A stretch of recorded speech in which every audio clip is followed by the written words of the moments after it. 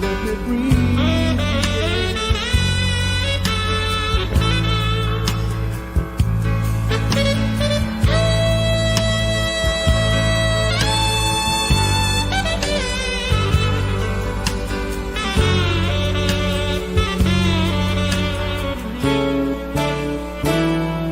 If there's one thing in my life that's missing, I spend alone, sailing on the cool.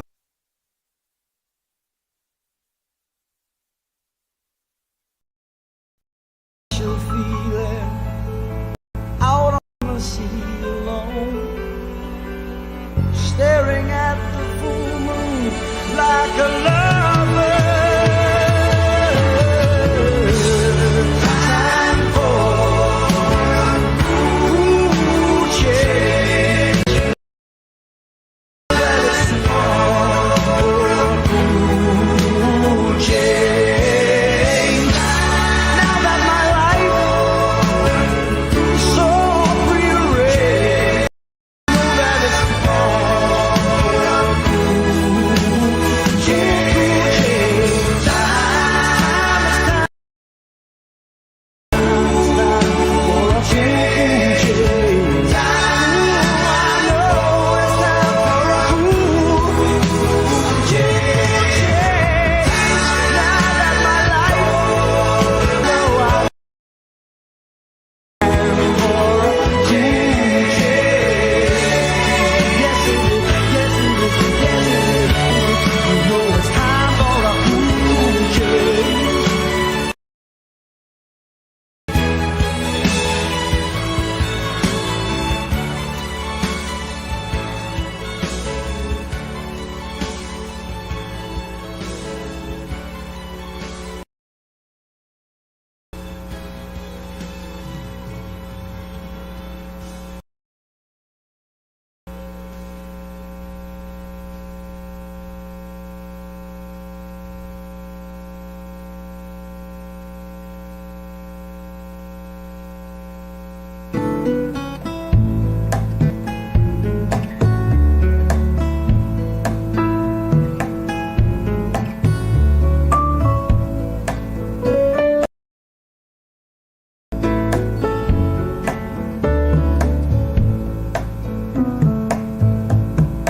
What did you say?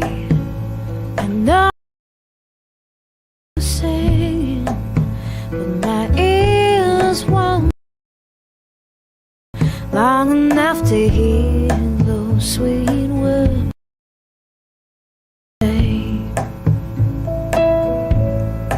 And the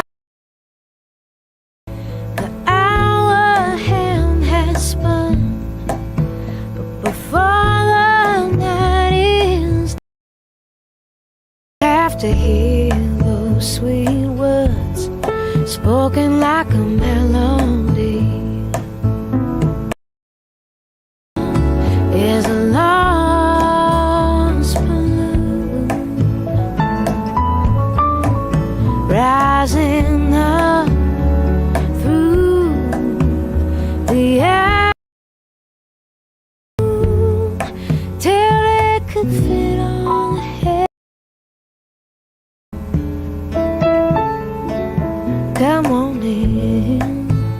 Did you have a hard time sleeping?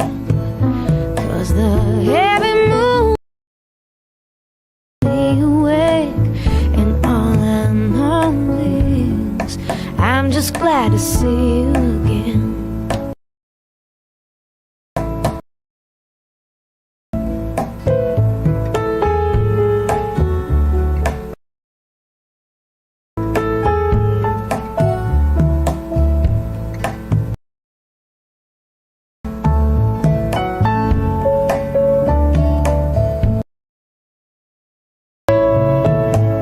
See my love like a lost balloon.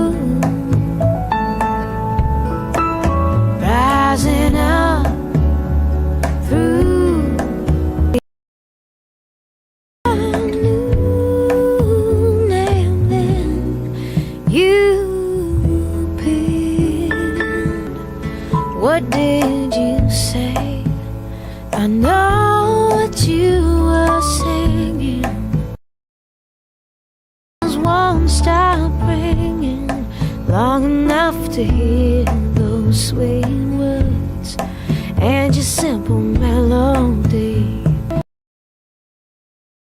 Those sweet words spoken like a melody. I just wanna hear those sweet words.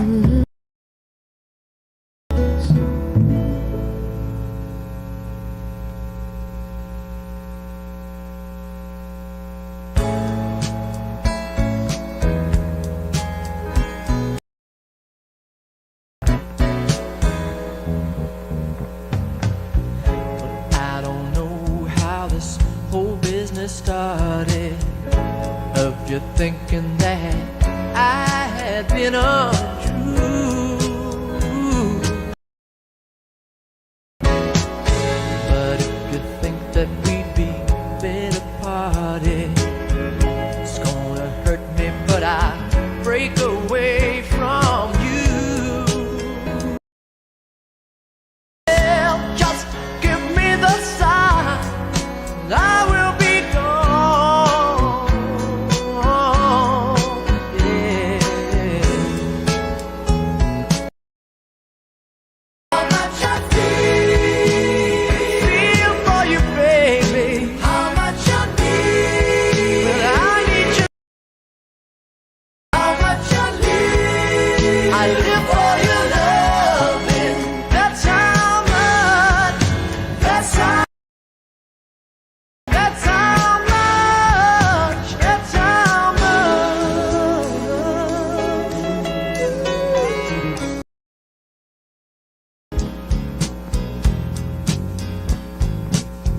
Sleep alone and late at night I'm dreaming. Togetherness that seems to believe in. No, give it all, then I give some more. If you would only love me before. What everybody, the state agrees is that timber harvesting laws and land clearing laws are distinct. And the permit doesn't give you the right to remove ground cover or regrade, and especially when it affects a body of water. The problem is the body of water For you, baby. How much I need your touch. How much I need. I live for your loving. Well, that's how. That's how. that may have been presented to you to try to, for actually decades of effort to try to restore College Brooks. So this somehow slipped through all of these concerns and this of the specific value of this property as the USDA people wrote in the past. Even Two Murph's own forest expert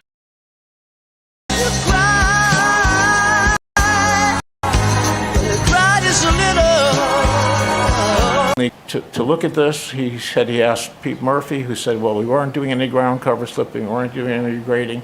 But then Michael did finally look at it at my urging and substantial activity to remove all the vegetation over the lot. But who would enforce this? Also, in terms of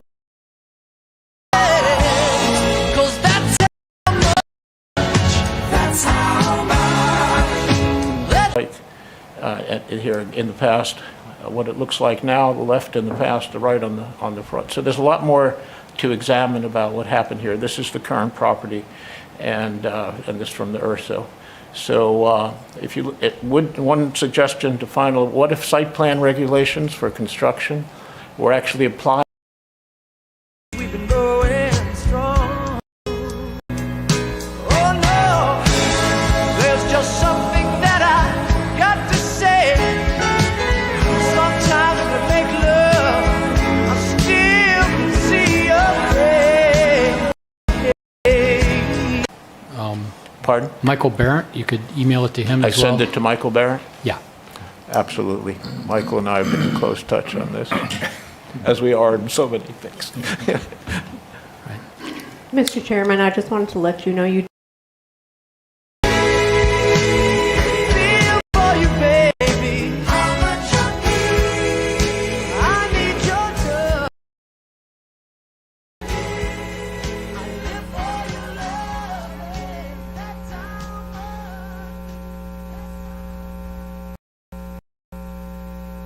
All right. There are two other people. Please, you can step up to the mic at the podium there, or you can sit down, whichever you prefer. Hi, my name is Dr. Jim McKiernan, together with Peter Spear, certified wetland scientist of the state of New Hampshire. I've been a resident of Durham for the last 25 years and am providing veterinary care as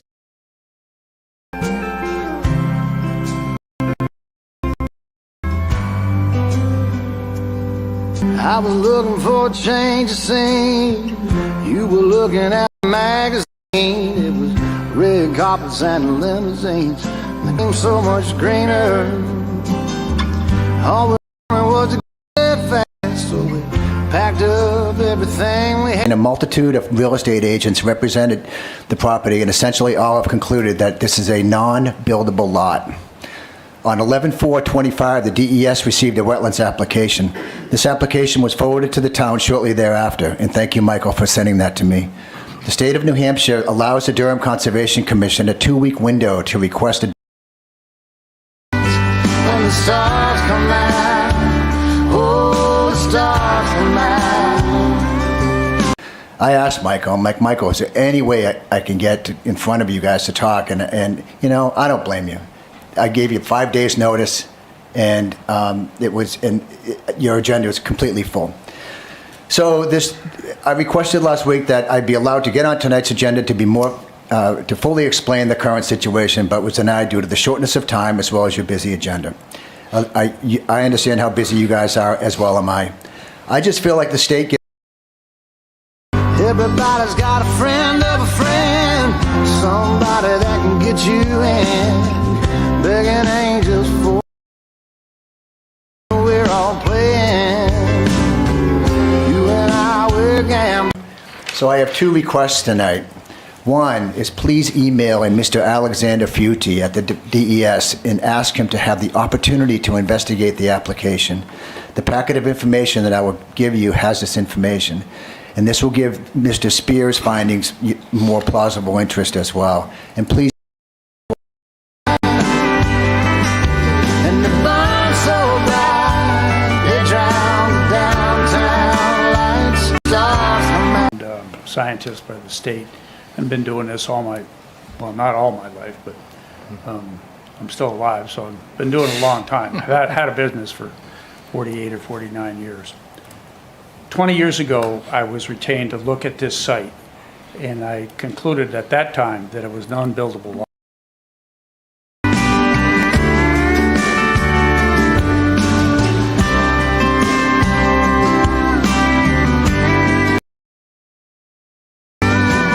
Down on the freeway, the sun is outside. I got tonight might be the night. Yeah, tonight might be the night. It's a wonderful site. All you have to do is ask for, you don't even have to ask, you just tell the state, the DES, that you want a little time to look at this. I believe it warrants extra time. Downtown lights, stars come out. Oh, when the stars come out. When the stars come out. The details. I just want to, and I know you're busy and you have a lot of people on this board. That's great. I come from a town where, you know, if you got a quorum, we're lucky.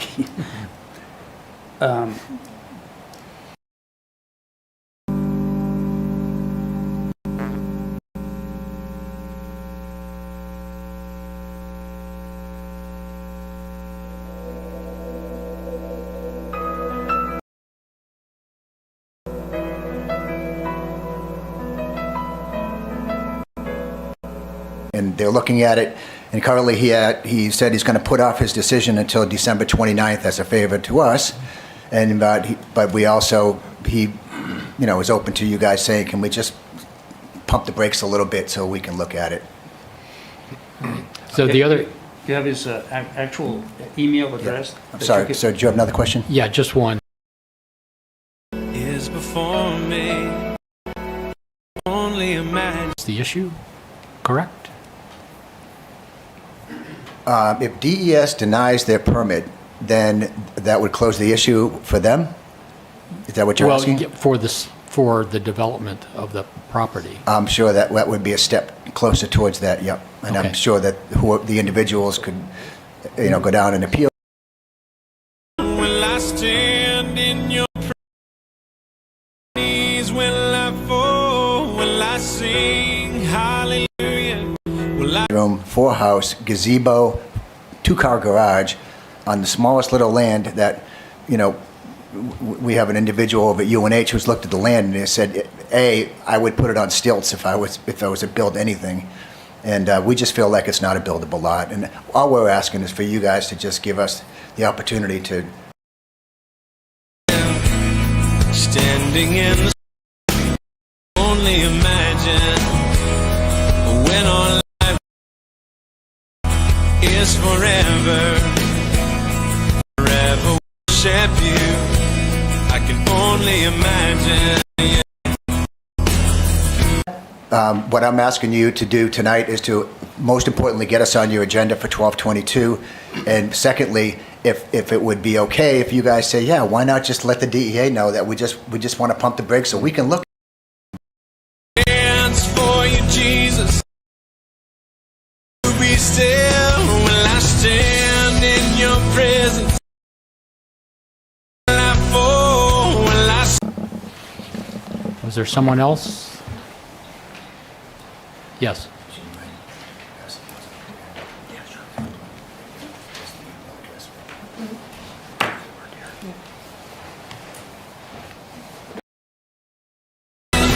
surround?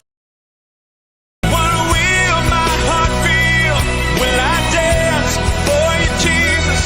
Or in all of you be still in your presence? Or to my knees will I fall? Will I? You're on the Next agenda. agenda item, number 7. I didn't get a copy of the agenda. Okay. Yeah, we have you scheduled on the agenda, so there's no need for you to go through that. So, thank you anyway.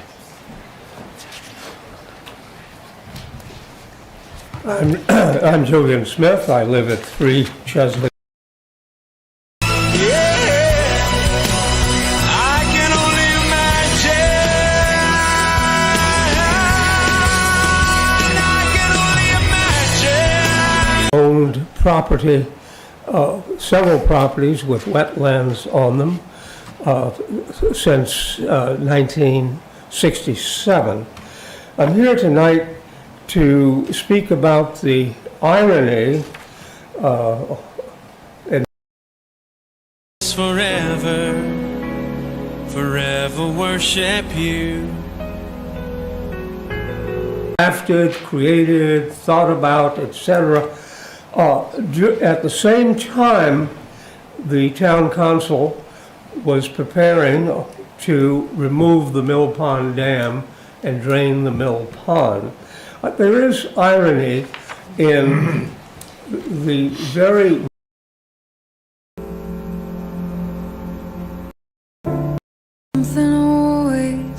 Commission has created in this proposed WSOD.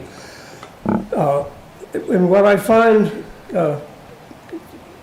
particularly interesting is such statements, such goals as Goal F under 17559, the purpose of the wetland and Without touch, keep me without chains. I never wanted anything so much than to drown in your love. water over a great amount of sediment containing toxic substances, heavy metals and so on, that have Here I am, and I stand so tall, just the way I'm supposed to be. Me and all vegetation that stabilize banks and prevents erosion. So I hope if the dam is removed and the mill pond drained entirely, that the Conservation Commission will be paying attention to how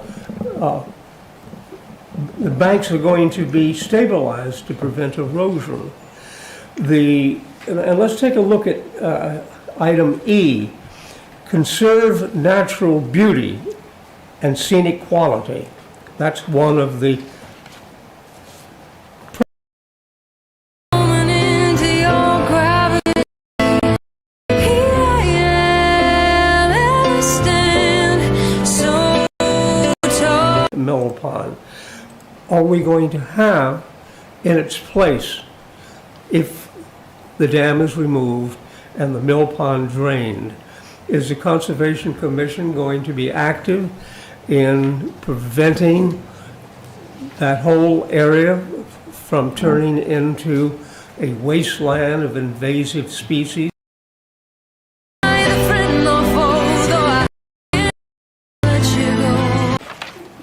Town council is preparing to adopt, there's nothing in the budget for the next 10 years that says anything about funds to keep the mud left over when the mill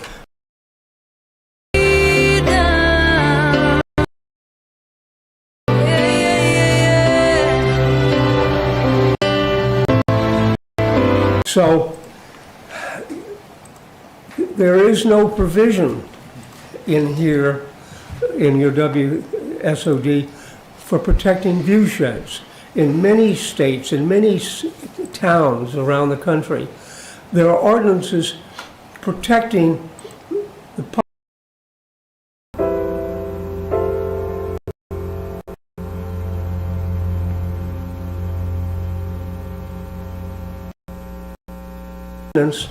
if anything, maintenance of attractive view sheds. Fly over Little Bay and Great Bay and notice how many very attractive lawns and And the heart's so hollow, shadow with the wild. prevent animals from traveling back and forth. In fact, in many cases, lawns are much better for wildlife traveling to find food, to search for things they need. So, And you know, the mill pond, and thinking what's going to happen when it's gone. We do not have a town commons, unlike many towns in New England. The mill pond is a commons in many ways. It's just a wet one. Best feel my help, that you won't be walking out the door. Love us forever, face to face. My city of my day with mistake. I need you to love me. I'll try to talk fast again. So for November, the mowing of the Pike Thompson Forest Meadows and also the small Triangle Meadow at the Mill Nature Sanctuary have been done by the contractor. The fieldwork for easement monitoring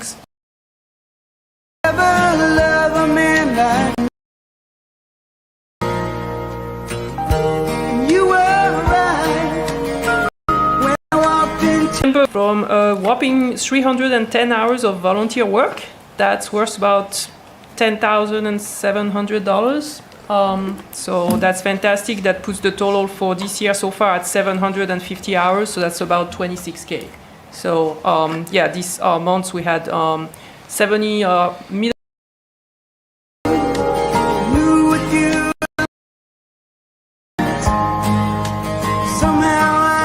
A big team from a UNH Lacrosse Women's helping with invasive work also, among other things.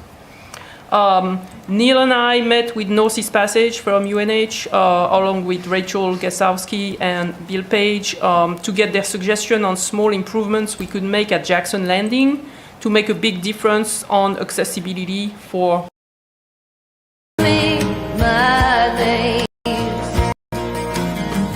lovers forever. My city or mountain, stay with me, stay. and I working on a project tracker for the Land Stewardship Subcommittee, and it's to prioritize what could and should be accomplished next year. And we're trying to categorize and prioritize different projects, and Phil will probably present that here quickly in January also. Other than that, registration is online for the January Discover Durham Day walk event. We planned an astronomy night. It's going to be Friday, January 23rd, 5 to 7 p.m. at Wagon Hill, with the gracious support of John.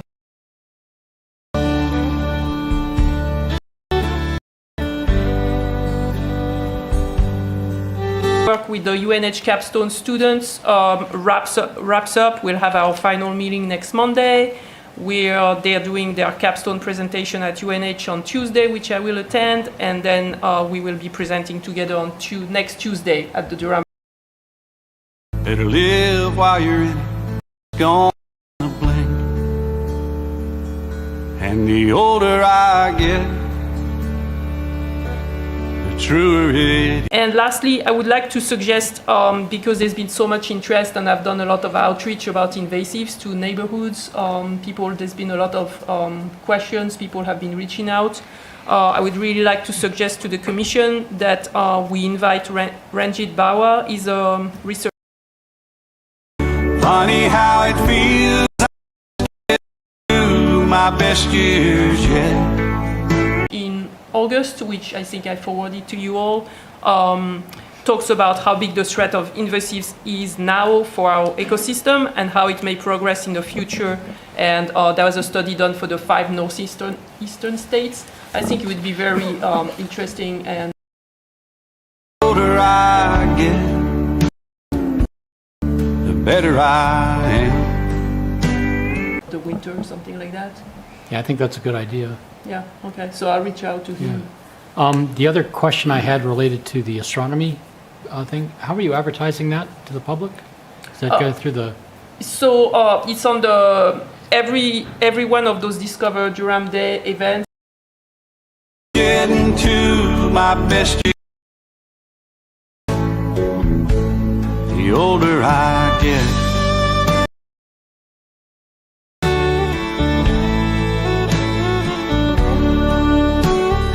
And then, excuse me, are they in the Friday updates as well? Yes, it should be. It should be not this week, the next week, because there's none this week. But yeah, because the poster was just done last week. Yeah. Any other questions? Go ahead, Rob. Just, did the budget for next year get officially approved yet? And the line for Veronique's position, is it in there for the higher funding level or not? It's currently in there. Can you move closer to the mic so Yeah. just make sure. Little signs of the life I've lived. The older I get, the longer I pray. Okay. I think it was- Yeah, I can answer that almost question, full-time. Rob.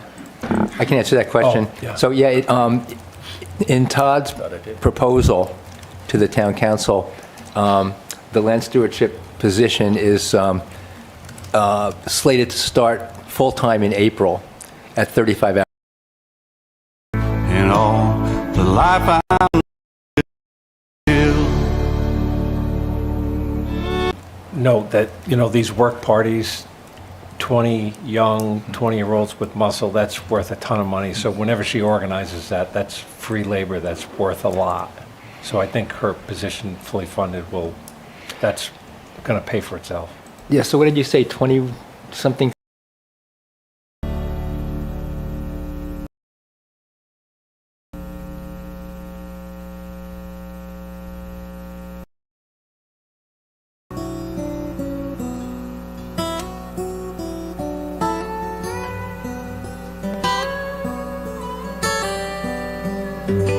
she put him out.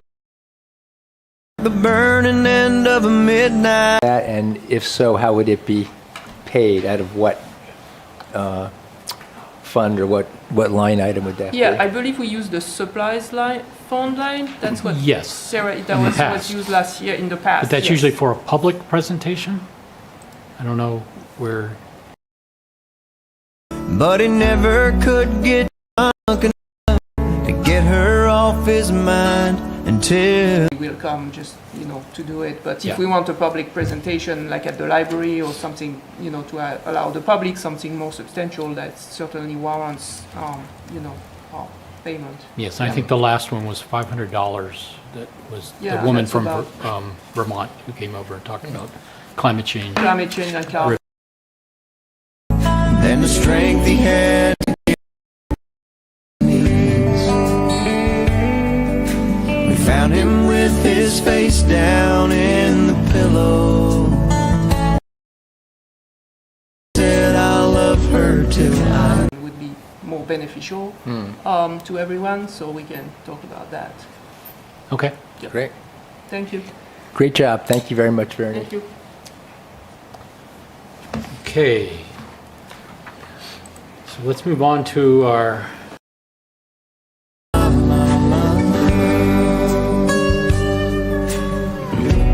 la la la la la la la. The rumors flew, but nobody knew how much. to remove vegetation in a limited area and enhance the view shed towards the Oyster River. Yes, apologize for my earlier blunder. I'm new to this. So I live on Woodman Road in Durham. But she never to get him off her mind until the night she put that bottle to her head. With Kate's permission, actually encouragement, Kate Schulten, we've been going over and doing minimal clearing by hand, and it's gotten to be to the point where it's more than we can handle by just clippers and whatnot. So With her face down in the pillow, clinging to his. I'm doing before, and then we would continue to maintain after that by hand. Okay. In looking at the map here, I did have a couple questions. Sure. And I'm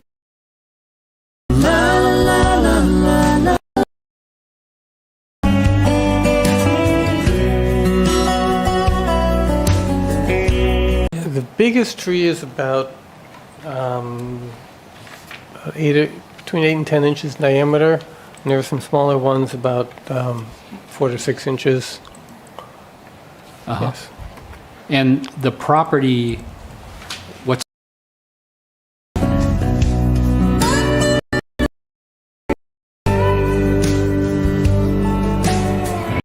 Marsh, a wetland, yes. It's choked with cattails. You can really only see water in the winter when the vegetation dies down a bit. okay? Once upon a time, we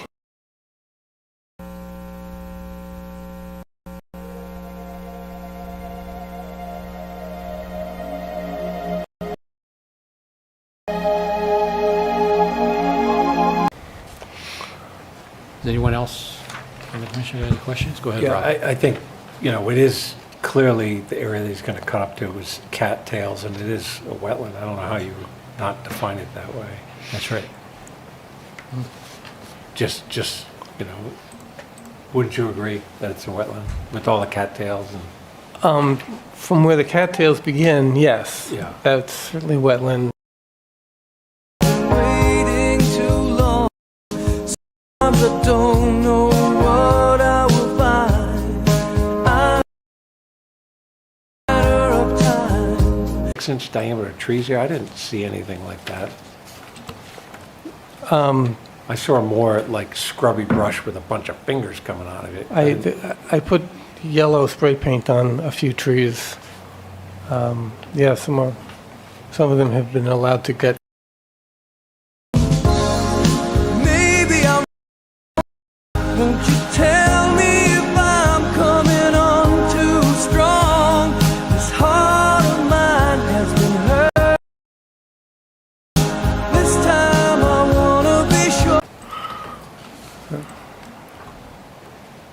And the property in question is owned by Holly Nyweem, is that right? Kate Schulten, Shelton, interesting.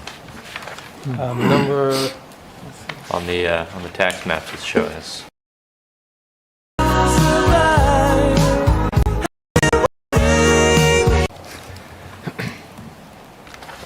I have a question for you, Mr. Hokra. So how close to the wetland is the area that you want to take the trees and the brush from? In the proposal, I suggested 1 meter back from the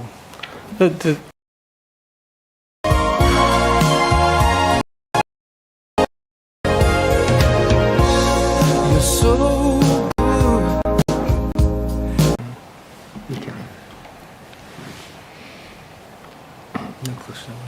Any other questions here?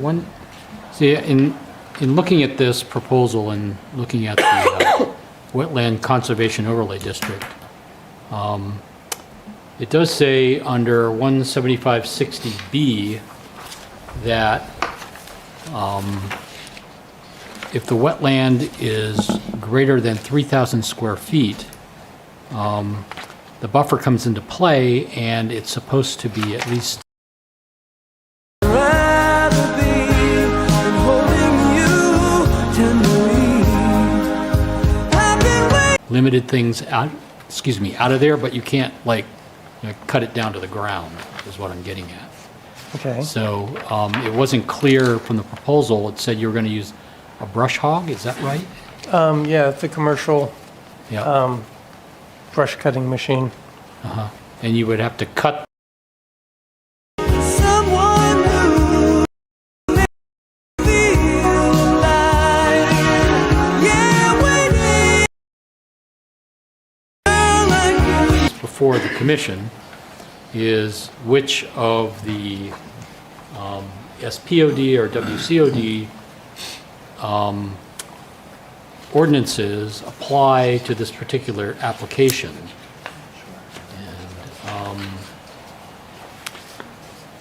And from the SPOD, it could be considered a permitted use B, subject to the 3 criteria that's listed in there under that section. And if we make a determination that that's the ordinance in which this would fall under, I think we would make a recommendation to the planning board regarding our determination.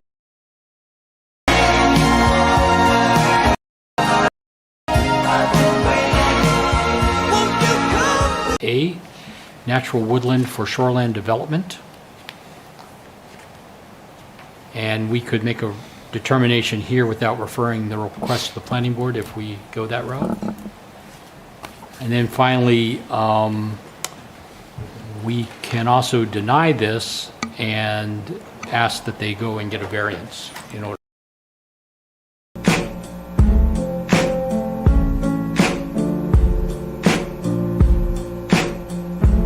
Going to be impacted, then it would fall under that section B of the WCOD as well, I think.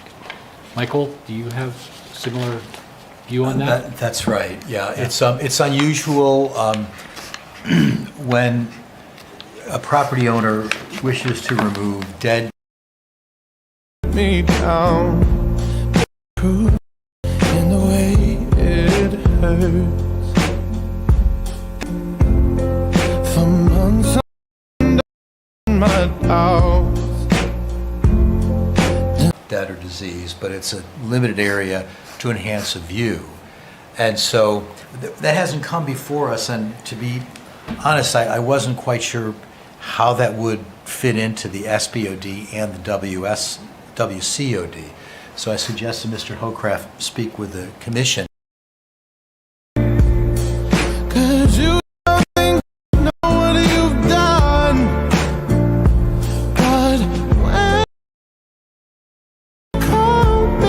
Recommend the planning board, or you might be able to apply this under the natural woodland for shoreland development, which does allow selective cutting. So I suggest that Mr. Hocraft come in and rely upon the wisdom of the commission. So,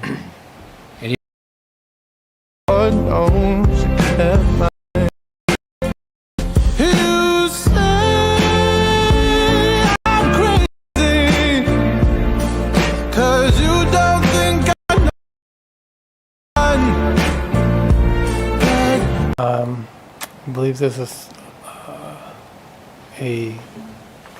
a couple of maples, little maples, like a big. I think there's a pin cherry for the bigger stuff. For the low stuff, there's a huge rambling rose.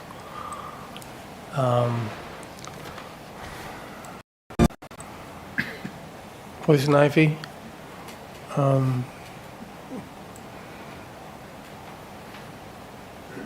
Yeah, there's lots of little, Yeah, spot I was size. thinking of trees mostly. Yeah, the but thank you trees, for- I was going to say mostly maple.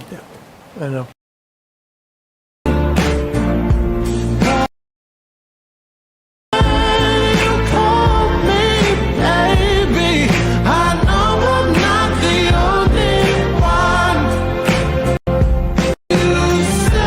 That would be my judgment. And the question I have for Mr. Hocraft is, how do we get a handle on what is selective cutting? Because if our...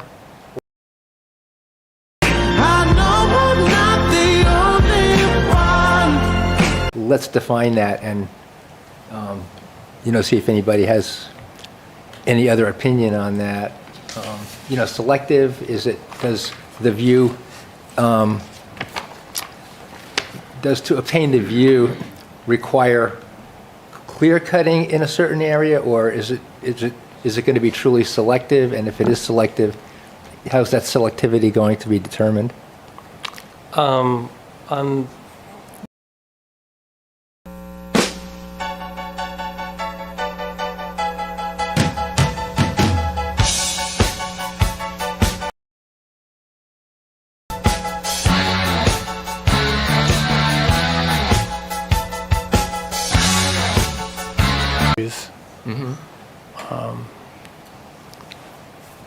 and then south from where the trees are, it's low scrub. Well, not all that low. Some of it's good, 12 feet high. It's not in the way that you stare to the end. It's not in the way you look or the things you do or the line. Love isn't always on time.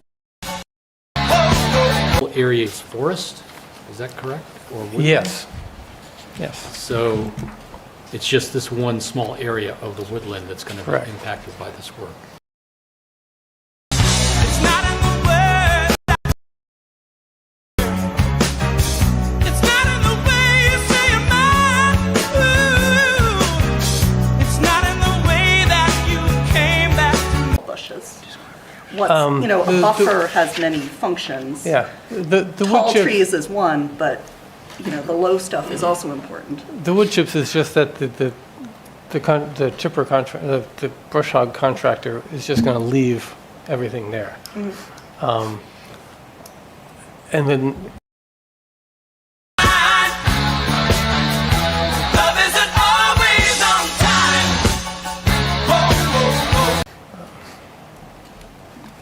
I guess how Does that make- would there still be vegetation there? Or would the Oh, idea yeah. be to remove all vegetation from that narrow strip on a semi-regular basis? Like how far down are you taking the vegetation level? Is it down to the ground, the, a couple feet?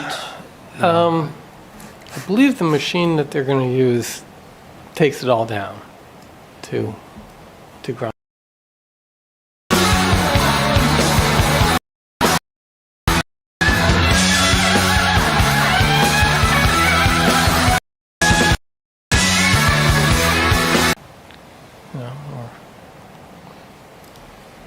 And then they would also have to take the machine down into this off the road in order to reach it? I know these Yes. things have an arm, but they don't, that arm's... I would envision that they'll have to actually drive the machine in. Okay. Yes. So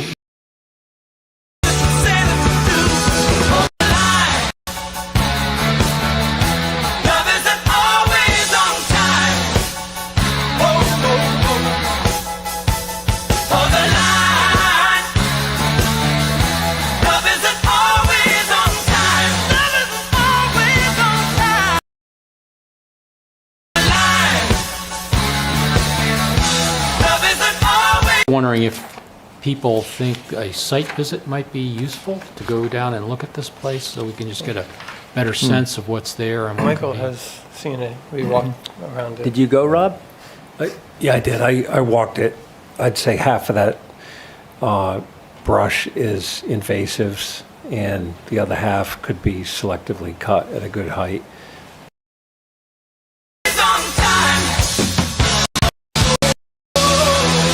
What are you talking about there? There's burning bush in there. There is Norway maple, and there's also that nasty rose bush that I think is called multiflora rose. Multiflora. Yeah.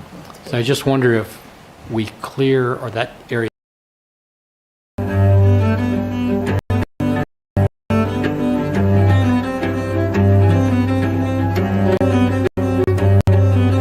there as best you can and go back and keep repeating that clipping effort if you want to get the invasives. When you say kill, you mean herbicide? No, cutting. With, by cutting and just pulling. cutting. we Yeah. shouldn't be using herbicide. I didn't right think there. so. No. Yeah. No, but there's the- a whole bunch of Norway maples that you guys have been cutting. They're all about a foot high, and then they resprout. So you just got to keep going keep after going. those guys if you.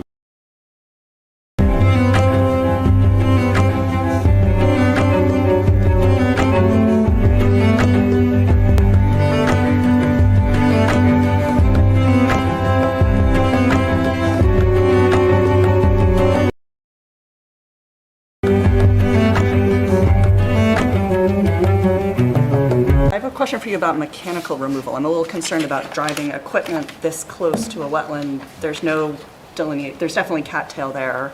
And I'm wondering, driving a large piece of equipment in there would have soil compaction issues. What's the equipment? Do you have a sense do of you what know he how wants to big? use?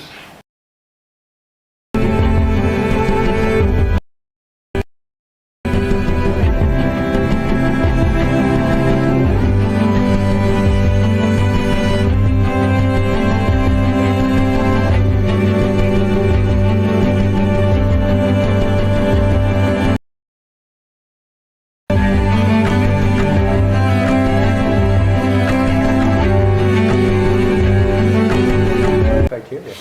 Okay? So would this be a permitted use speed? Yes. I believe so. Sorry. 175, 71. Oh, if it's a permitted use speed, though, that would go to the planning board. Yes. Okay, so we don't want to do that. So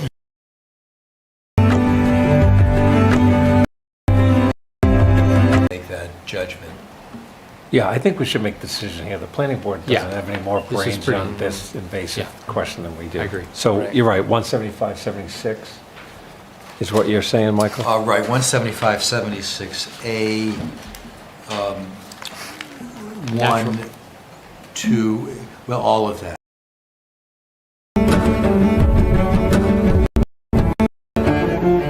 Okay.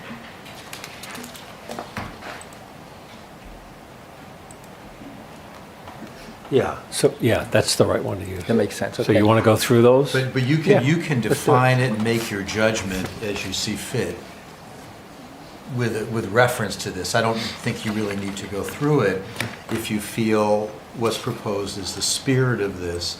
I would give a definition to the applicant about what the parameters are. Yeah, let's just read out what those are. Again, the 1 through 6. And also, the buffer width on the river is 250 feet.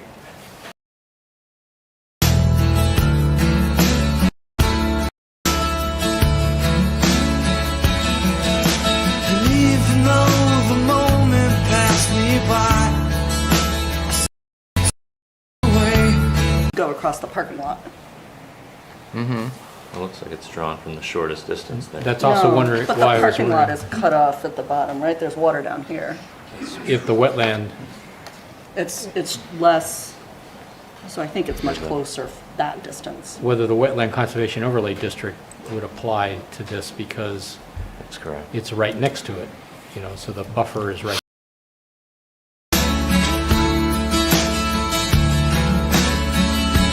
Now grown up orphans, I never knew their names.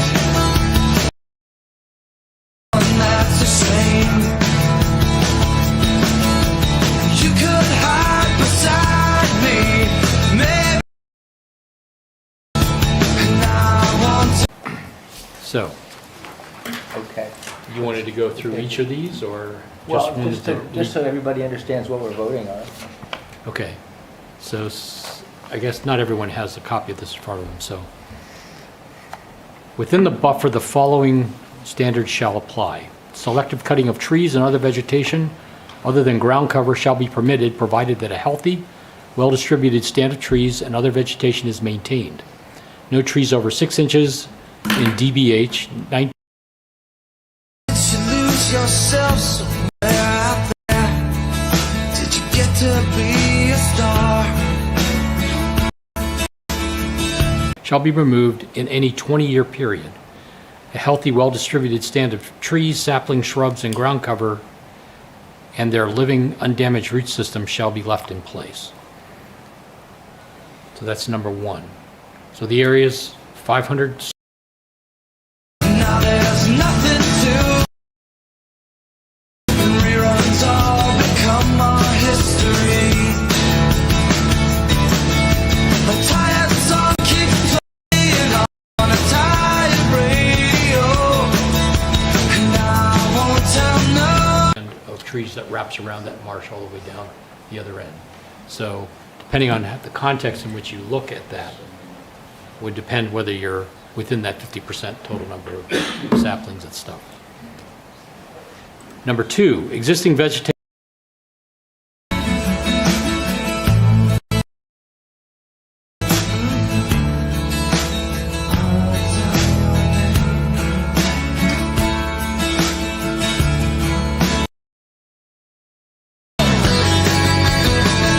Through an area in order to access the shoreline, but not necessarily clear the entire frontage of property that has woodlands on it. And I don't. But that one doesn't really apply since he's not asking to do that. That's correct. That's correct. But I'm just making clear. Yeah.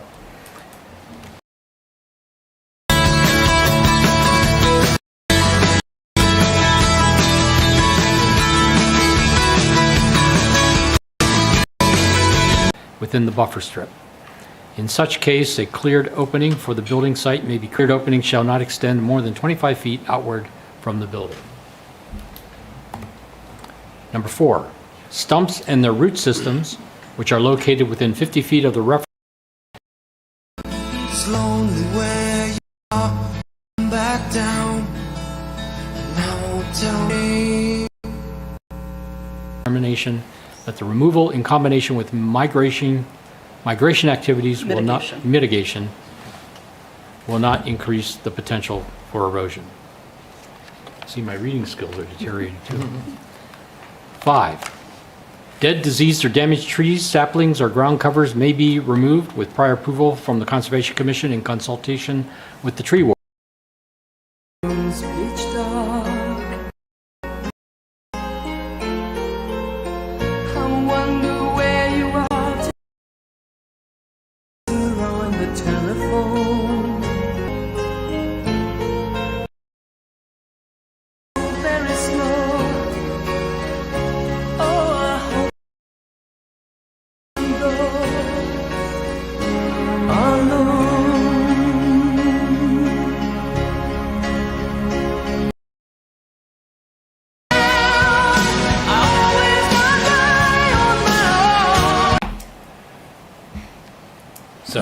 I think it's pretty clear that we're not meeting these criteria.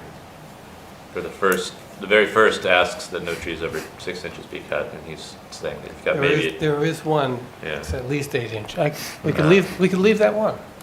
Well, it also says don't take more than 50% of the total number of saplings, so that's kind of defeating your purpose as well. Well, but then that depends on where you define the area. If you consider the entire forest, which includes where. You don't know how long I waited, and I was gonna tell you to. It was on the entire property. So, And the neighbor's property. And the neighbor's property, Yeah. up to 12, I guess. yeah, well, it wasn't clear to me.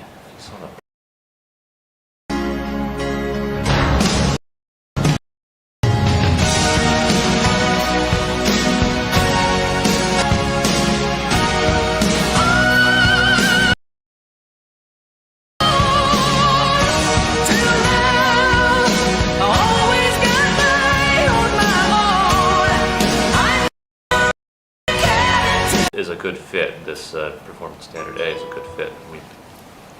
For those two reasons alone, the larger tree, the existing veg under 3 feet. The rest seems like it's either doesn't apply or it's fine. But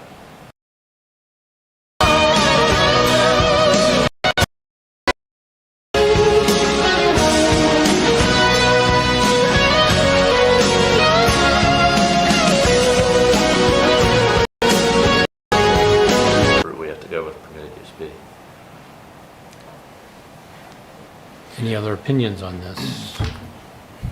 it's just based on my Yeah, no, I understand. interpretation here. Go ahead, Neil. I'm just going to give you my 2 cents, is that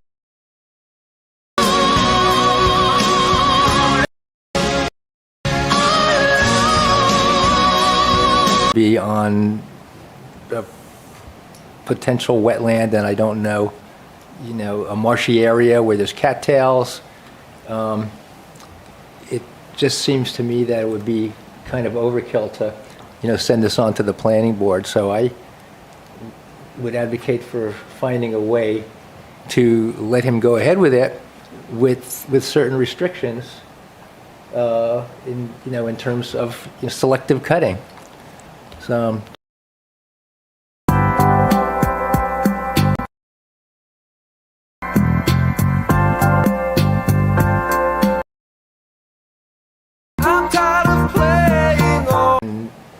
outrageous request. I think it's a pretty simple request. So, again, my suggestion would be to, ask Mr. Hoagcraft to. I can feel the magic of your touch, and when you move it close, a little bit means so much. Oh yeah, you've got to Keeping with number Larger one. than 6 inches. So, say keeping trees larger than 6 inches. Mm-hmm. Yeah. I think that would probably, Would that- satisfy the spirit of this anyway. Yeah. But you're talking about preserving the view shed, so I'm assuming you want to be able to see down. get tonight. One so slow. Ooh, you can't tell me you don't miss me, girl. No, I think.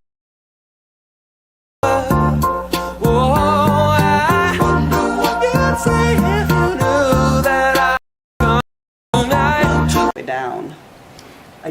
Without knowing the equipment, it's hard to know what was proposed. But it sounds like they want to actually fell the trees and have them removed from the view. Right. Well, I'm all for saying do what's reasonable. I just wonder under what do we have authority to kind of deviate.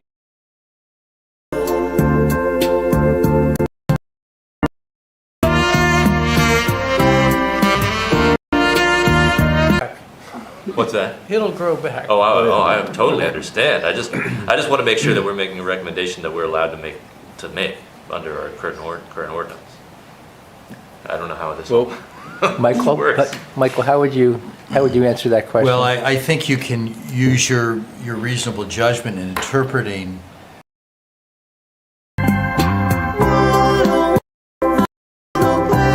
precise language, you have to follow that. So if you're, it may be that you can't go under 3 feet in height, if that's, I think that's what 2 is saying. Well, we could allow him to, or encourage him to take out all the invasives, right? He doesn't have to keep those at 3 feet. We've allowed, and there's other places in the ordinance that allows invasive, to remove the roots of invasives, so I wanna play that game. On one girl. Ooh, there's nothing else but you and me. I don't want no one else. After it, get all the junk out of there, clip it, leave it on the ground. I don't see a 6-inch tree anywhere, and I went down there, so I don't know why that particular one is hanging us up. I just don't see a 6-inch tree. I don't need to be convinced that it's the right thing. I wanna play. Just you and me. POD or the WCOD except one time, so it doesn't So if you say look under permitted use A, planting of native or naturalized species, non-invasive vegetation, you can do that, but it doesn't say anything else about it. I see. It says that you can remove dead, diseased, unsafe, or fallen.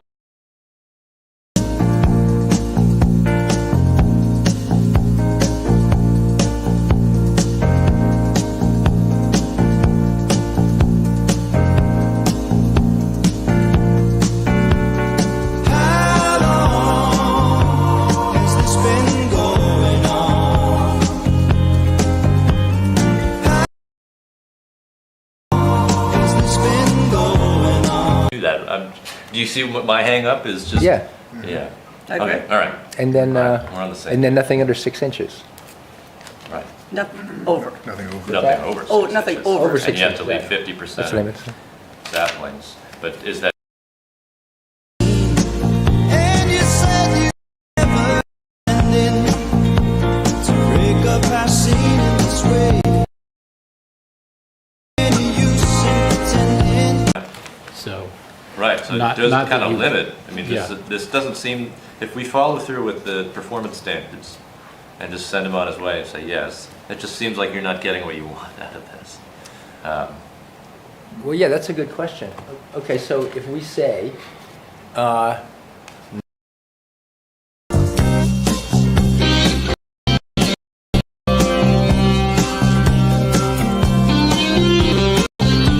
Cut anything under 3 you can't feet. cut anything under 3 feet, where would that leave you? I think the first thing I do is I redefine the area, so it's 50% larger. Okay. And then that would accommodate the 50% saplings rule. Don't admit that it's part of. But I can't. Fine, we'll leave them. The 3-foot rule gets sticky. I think Because they're- you'd want to cut your big multiflora rose. Yeah, I mean, Sorts of- those things. Pretending. Us any day. And how long has this been going on? How long? well, we have not really made a group decision on that, Right, that's correct. so, I think are you that making a motion? I don't know. I'm merely inviting the conversation. I'm saying, are we hitting a dead end with the performance standard idea? Which we're bound to. If we're to simply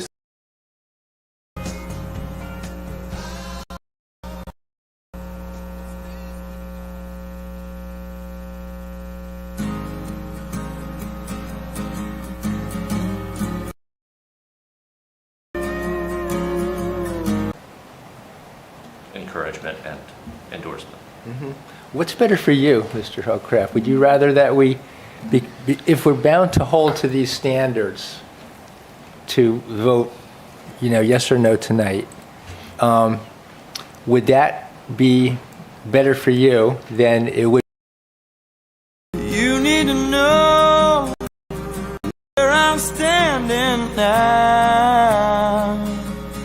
That I'm right on it. Adds another layer of bureaucracy, and I think you people know a lot more about both the legal and the environmental aspects of a project such as this. I don't know that they can contribute much, but... Well, you said one thing that you said that, well, if you're going to leave.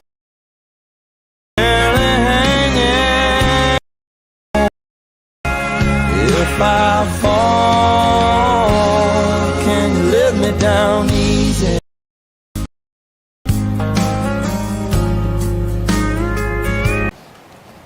Trees. So yeah, that. I think So why don't a good idea.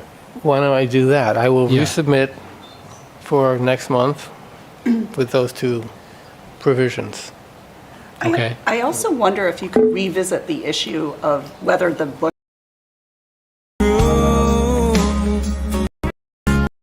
I taste that kiss, oh, what'll happen, I'll be. If I fall. because I think I'll get driving a big piece of equipment right up I'll next get to a a better wetland. picture of what the machine is and what it. Yeah, or whether there's a way, maybe you talk to them about whether there's another way to accomplish. You gonna treat it right? Barely hanging on. This big machine driving around in there. If there's a way to minimize the use of that, or do it in a way that maintains this 3 foot of, vegetation that is not multiflora rose. Yeah, we gotta. That would be good to know. What is the rule on invasive species? I mean, do you have to leave? Will you promise me, girl?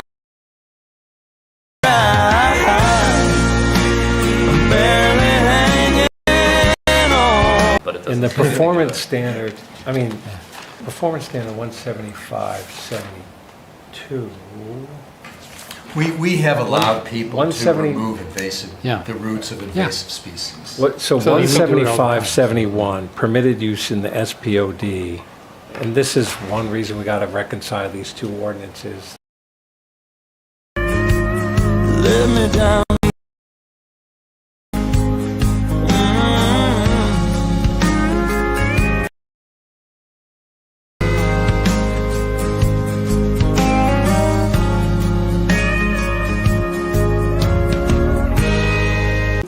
It has been all long practice that invasive plants you can remove the roots on. Yeah. That's been just general. If you don't, proper you're not getting practice. them. You have to pull the plant out. That's, That RSA cited is aquatic. The one cited is plants. aquatic. We talked about We this. talked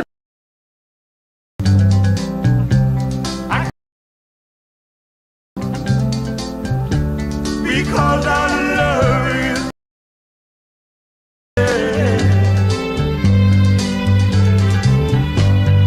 Why can't you see what you're doing to me? Believe a word I say.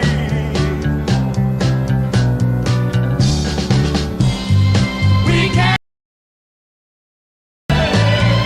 With suspicious minds, and we can build. At Hockraft to go back and, with the guidance of don't cut things over 6 inches, only take 50% of the sapling.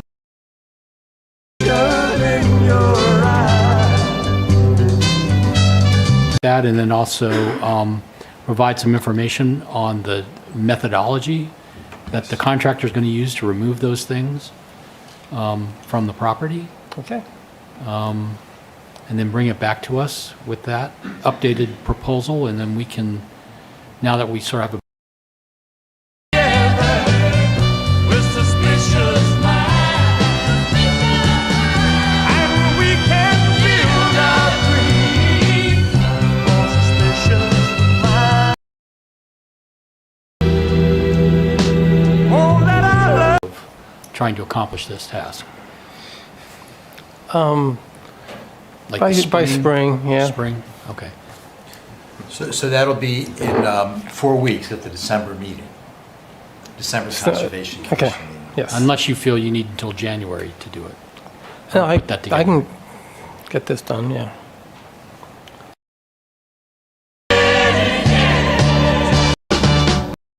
we're caught in a trap. I can't walk out because of too much, baby. Why can't you see what you're doing to me? Saying that we think it's a good thing to remove invasive species wherever they're found in the town. Do we agree Yes, with that notion, certainly, so we yes. don't tie ourselves in I don't knots think, here? I don't think we can say that categorically if they're stabilizing a bank and then you start removing those, and it either creates another opportunity for more possibly worse invasives to move in, or erosion potential goes through the roof. So it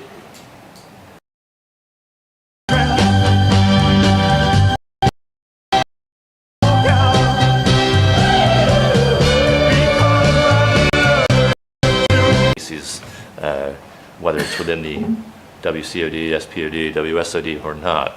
However, there are certain circumstances where taking them out may be detrimental in some other way. But I think with this in mind, when we visit the WSOD, we should think about these invasive species issues that have been brought up between these two. And make sure that in that document, we're very clear of mind as to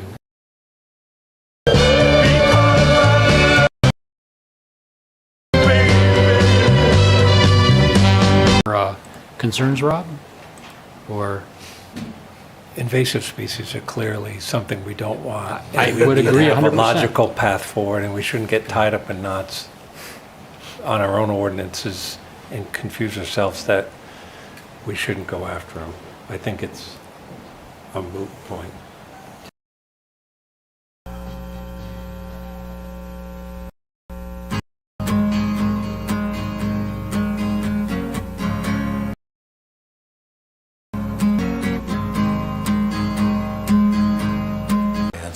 And it has been the practice of the town to support removing the roots of invasive species in most cases, except where there's disruptive to stability of the bank or something. So it's and points wouldn't want to go right up to the edge of the cattail with yanking root stuff out there, because that could be problematic too. Right. So I think within reason of where that line is, but having not been down there, I don't know where they are. It's hard for me to visualize that. working on a night move, trying to make some front page driving news, working on a night move. Yeah, I think that's adequate for what we're talking about here. Yeah. All right, so are you clear on the way forward? absolutely. Good. Glad All right. someone is. Well, thank you very much. Thank you. Look forward to seeing you next month. Okay, we're now going to move on. We're running a little late here. To the 121. And we steal away every chance we could.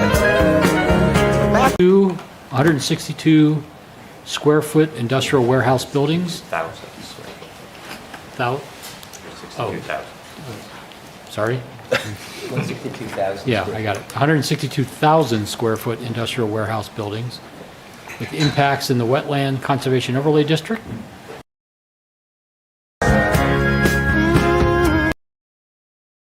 Summertime.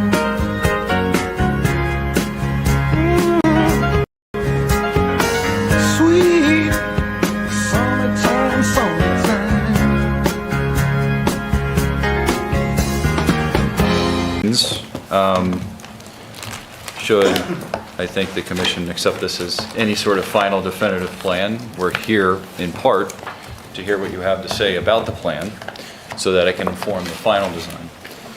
So if you'll allow me one moment, I will hook up my computer just to give us some visuals, and we can go from there. This worked last time, Michael, so I'm hoping it works again. Should be good.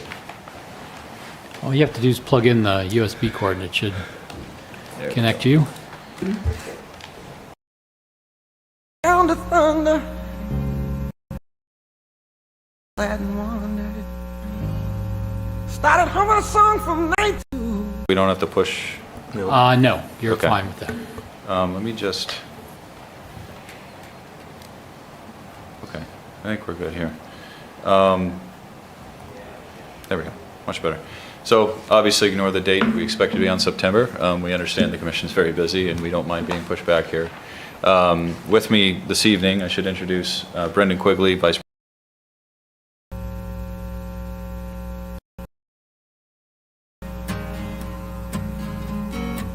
President, and this future new phase. Secondly, we have Matt Peterson, Senior Project Manager at Keach Nordstrom, another New Hampshire-based firm, who has substantial experience in the space, in the industrial space and in development space, as well as many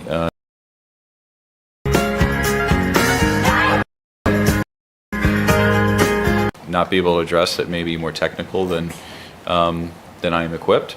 But at this time, really what I'd like to do is give you a short overview of the concept as it stands, and then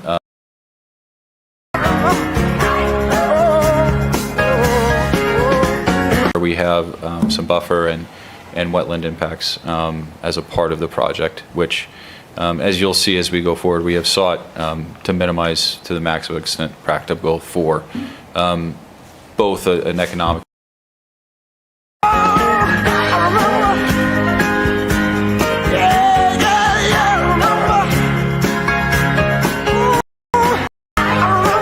Drive, which is at the far northwestern corner of the town of Durham.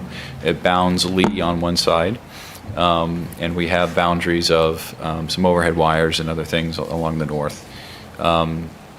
The campus we have completely redeveloped.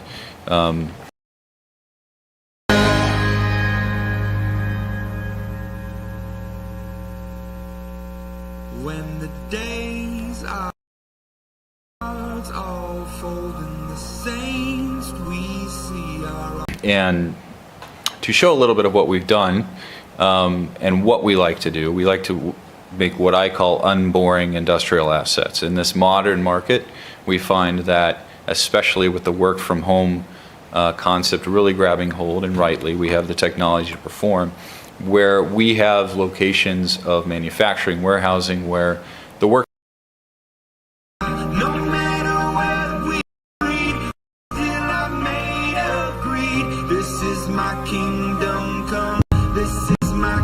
in their spaces. And so this is something we pride ourselves on. Our CEO, Brandon Kelly, likes to say, if you built it, they would come. It's our Field of Dreams motto. And so you can see a little bit of what we started with in terms of the concepts on the left. Those are just renderings.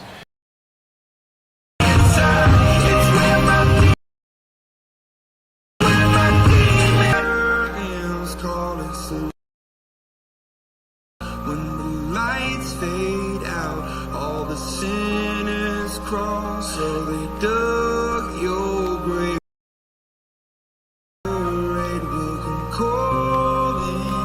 More amenity as opposed to more rental space, more boring rental space.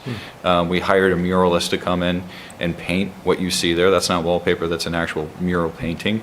We actually, I don't have a photo, but we cooperated with the Olson Center and some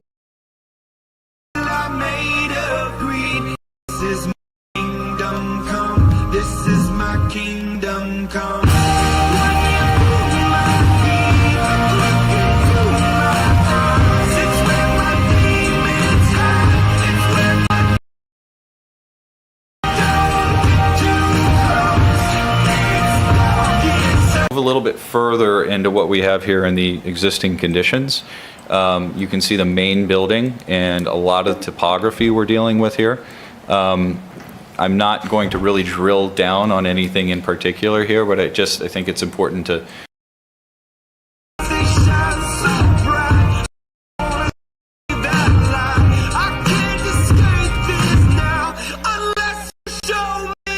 whether they're green or paved or what they are. But I will say, as a part of our initial process, we worked very closely with DPW to make sure we improved the stormwater on the site. Even though we really weren't modifying a whole lot, we did eliminate a little bit of impervious cover and improve some of the existing basins that were there.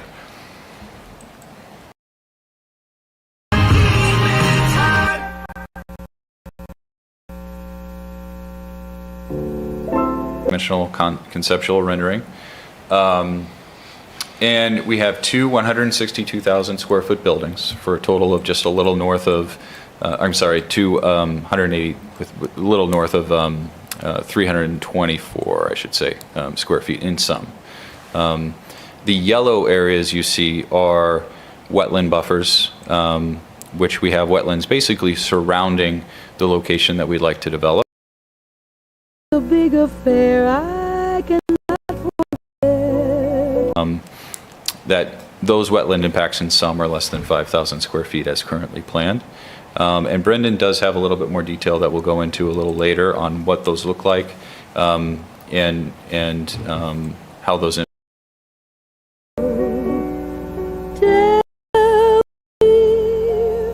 Where is the shepherd for this lost land?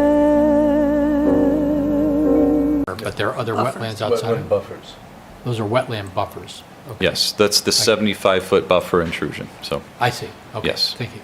Nope, I appreciate you clarifying.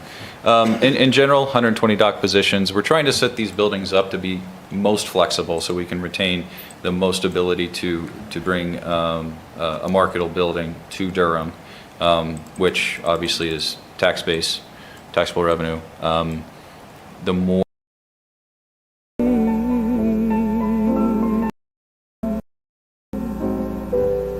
I'm a little lost in the wood. I know I could. Oh.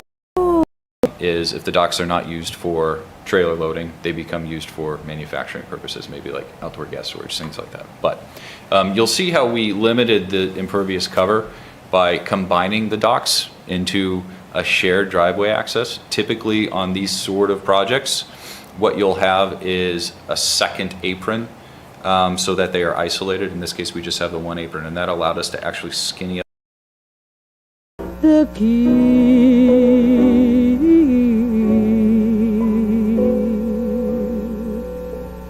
Won't you tell him, please?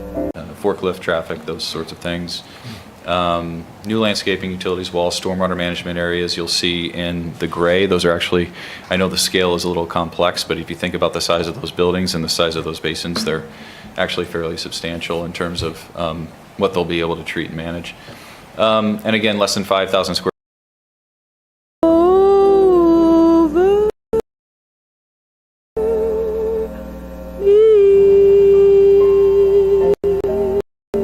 Preliminary numbers, and they are very much subject to change, and we will definitely be back with a full proposal for this commission. But this is really to just gather your feedback on this initial proposal so we can integrate that before we come back, right? Question, Sean? Yes, sir. So what is the length and width of these buildings? It's hard. The days come easy and the moments pass slow, and each road leads you where you wanna go. And if you're faced with a choice and you choose the one that means the most to you. And they're the same footprint, so no difference on the upper building. Okay, and also on that map, can you show can you show us? I see the buffer. Where's the actual wetland or shoreland? Sure.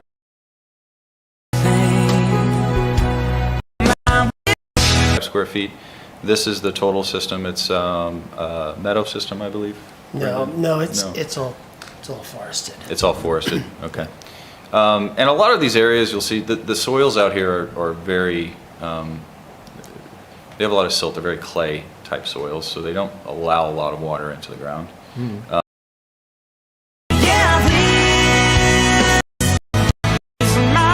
Those upper layers, which has sort of created these wetlands. Brendan will go into that a little bit deeper.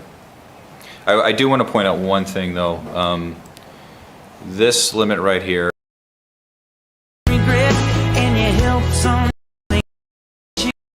Oh, you find God's grace in every mistake and always give more than you take.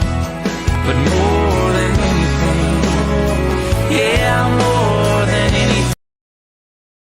I wish for you. It's workable and doable by staying off that by about 5 feet to get a wall in, and that's a very, very short wall. So. I think before we go further, I just want to ask if anybody has further questions on the actual program. Well, stormwater management areas is what I was interested in.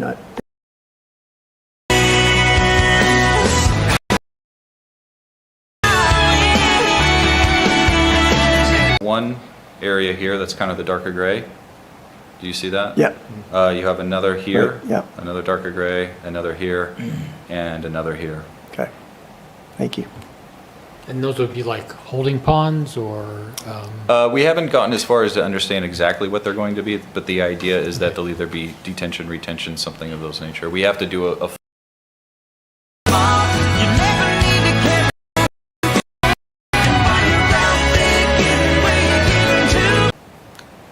Great. Oh, okay, so I just want to kind of pick up on what Steve said, that, so when you're talking about runoff, Steve, you're talking about like off the roof of the buildings? Well, I guess that would be one source, but it's, you've got pavement and stuff. All the impervious area.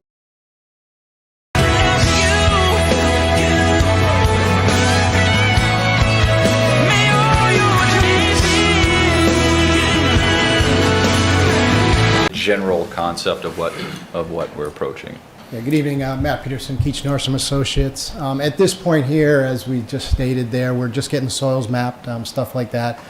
This is obviously industrial use, will be a high load area. We have to go through AOT, we've got the Oyster River within a distance, we've got the shoreline protection, so we're gonna have to hit every single thing underneath their requirements to meet.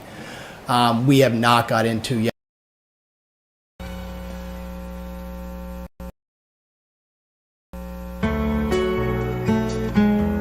On here, I highly doubt they're going to be infiltration ponds. I mean, this just does not take a lot of water in this area, stuff like that. So we will have to figure out some other ways to get our AOT permit and stuff like that. But once we get through the design and stuff like that, there could be some underground systems as well. I mean, we're just starting to get into it here now. The first step is to get the soils, which we'll get back. Then we'll look at a design. Then we'll go out and do some test pits, see if the test pits work to our. But it's kinda cute. Oh, when you're smiling me, you're starting right now. Let me make sure I'm zoomed out all the way to go to the next slide. I think I am. So I think at this point, I'll let Brendan speak a little bit about some of these areas we're looking. You make me sing. You're every line. You're every word. You're every. Yeah, that's the beginning. So, yeah, thank you. Glad to be here.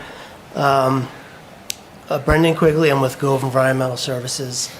I've had the pleasure of doing a fair amount of work in Durham and the area. I did flag these wetlands several years ago. And I can't. I'm your man, and I get to kiss your face. This has kind of been the whole lead-in to my part of this, is to give you an overview of what these wetlands are, what they look like, particularly considering that we have the Oyster River on the You're every word, you're everything. Really a highly valuable resource, and also distinctly different from the wetlands, which are really directly associated with what the proposal is here.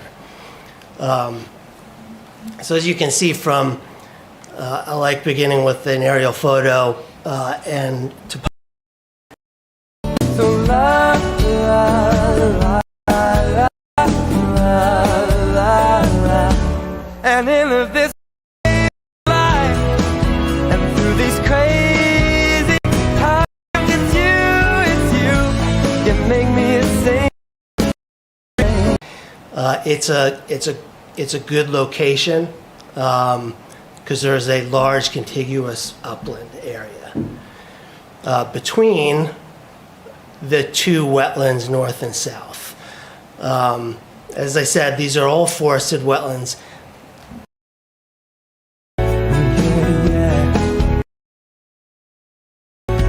So la la la la la la la. So la la la la la la la. And generally, especially the one on the north side, is this really sort of low gradient, generally pretty impervious soils, flow down towards the river. And it does get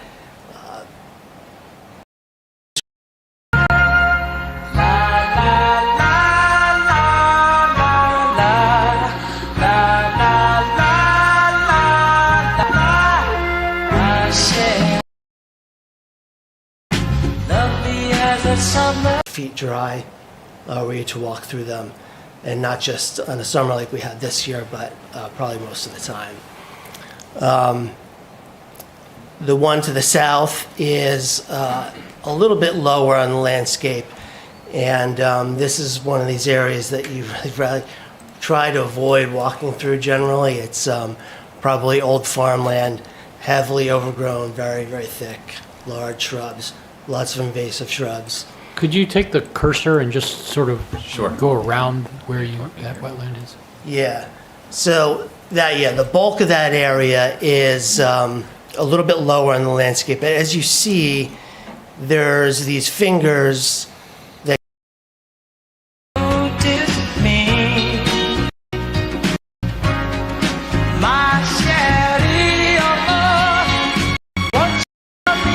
posing as impacts, in which may continue to be impacts as more project details developed.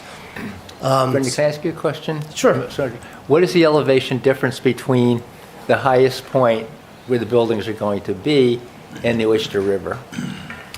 That is a good question. Where the buildings will be, or where the land currently, where the elevation of the land currently is? I'll say where the elevation of the land is currently, and then how much of that is going to be taken off. That's a good question. I should be able to determine that if I can. See my face on my love. Maybe some distant cloud. Oh, Sherry, almost what that I adore. Your heart beats for. There's 145, so they're 1 foot, I apologize. 1 foot, So yeah. 146 is really the highest knob, and we're taking it down to 120 here and 124, so there's a good amount of cut, 15 to 20 feet. Second building, you're actually at grade almost. That building's at 120. If you go, right about there, you're about to 120. So I think. Right.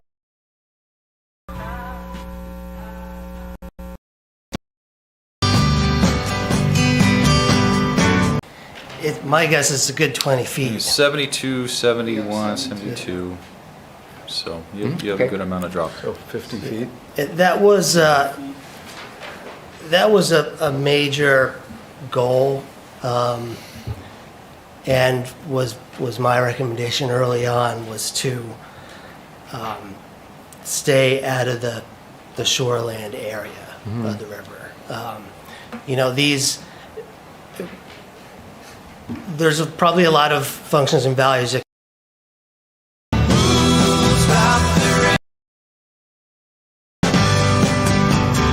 I went down Virginia, seeking shelter from the storm. Out in the fable, I watched 5-year plans and new deals. good design. Yeah, I was just thinking, with that slope, is there going to be a lot of runoff down into the river, No, basically? it's going the opposite direction. Plus, that's two.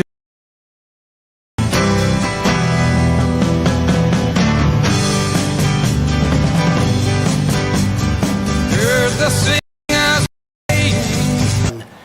Where these buildings are going to be built to the river. There's a full shoreland protection zone in between that and any disturbance at all, currently as designed at this preliminary stage.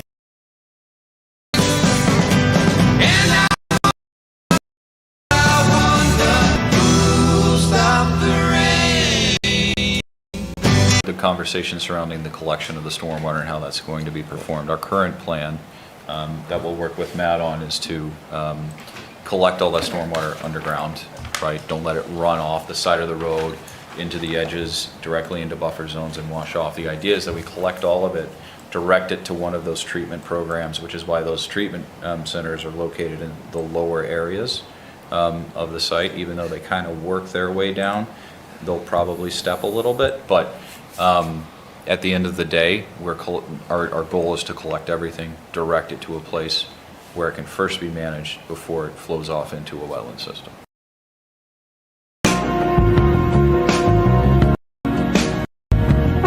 I had a number of other photos in here, and perhaps we can just look at a few of them. This was kind of just to give members an idea, and I'm sure, or I suspect we'll be doing a site walk at some point. So we'll all get to see this.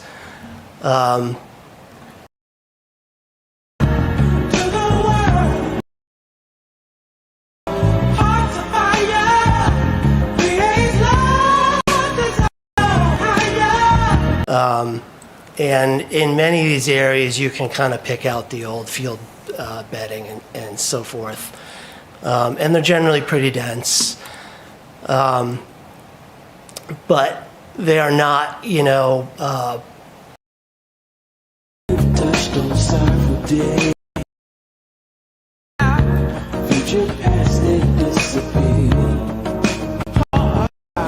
and forested wetlands. These are just sort of young forest. In the other direction, you can see very quickly going uphill into the buffer, you're into a very dry forest of mostly pine and hemlock.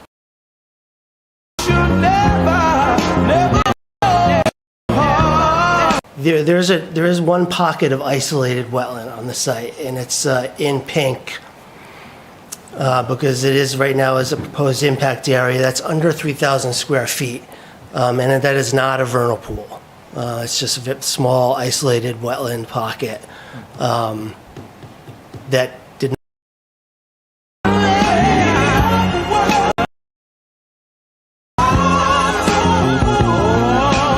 Associated with one of these retention basins as well, which over time, depending on how they're designed, may take on the characteristics of a wetland in and of themselves. So.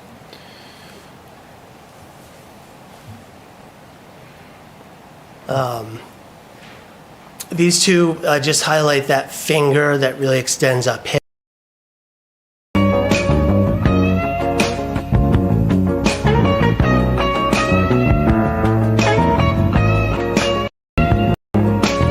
Especially along really sensitive resources like the Oyster River. So the upper limits of these flags are ostensibly more like a forest that really grades pretty quickly into upland forests. And this is just kind of showing that. You can see we're looking at mostly trees.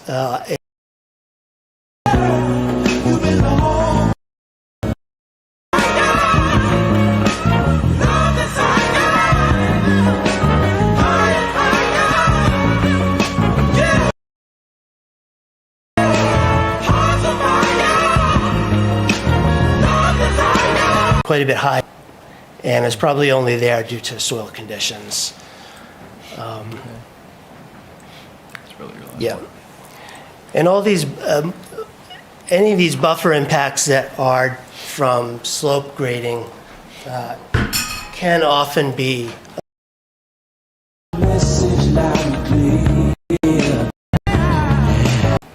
initially through vegetation, which is something I think we'd, looked forward to having future conversations.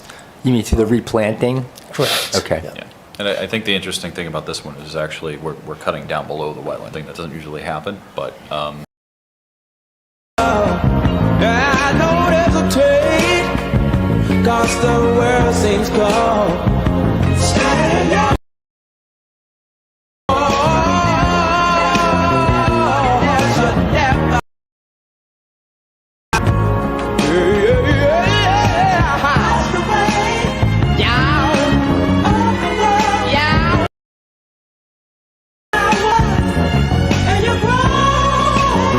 Yeah.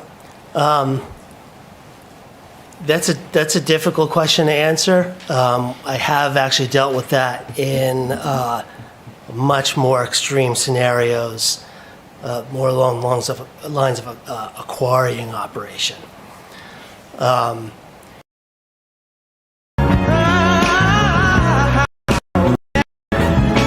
There's very little water in that wetland today. We're still in a drought. Yeah.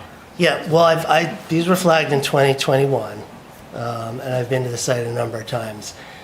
There's very little water in that wetland over the course of my experience on the site. That's just the kind of wetland it is.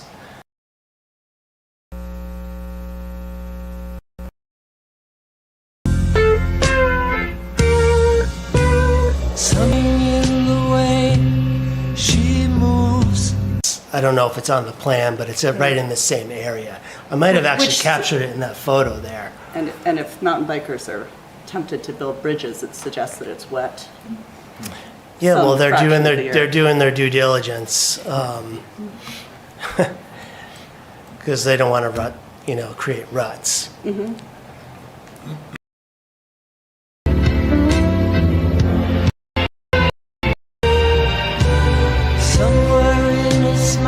Yeah, I know. But I just want to do a time check here. We're running it like up against the end. Do you have much else to present here? no, sir. That is actually our last slide. So. Okay. So, Rob, so be mindful. Why don't we, if we have questions, feel free to ask them, but let's be mindful of the time. Go ahead. Can you guys go back to the drawing that shows the topography and the forest? This one? Yeah. So my reading of the situation is basically everything between the upper and lower green lines all gets cut, besides where the contours are on the west.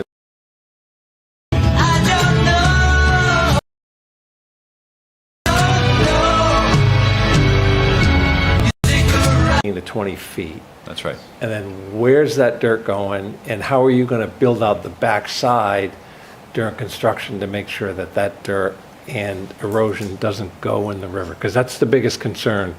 To me, the wetland, the pink spots are kind of minor. The bigger problem is what happens if you get a massive rain and all that muck goes down into the river. So how do you build that and prevent that from happening? Yeah, so again, Matt Peterson, Keach Norseman Associate.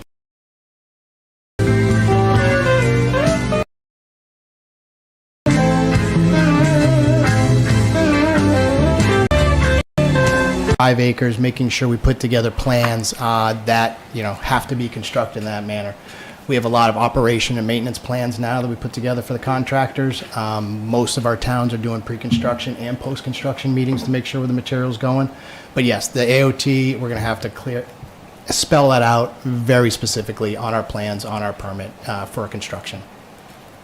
I do not have those answers for you yet. It's only been a couple weeks that I've been looking at this, so once we get to that point.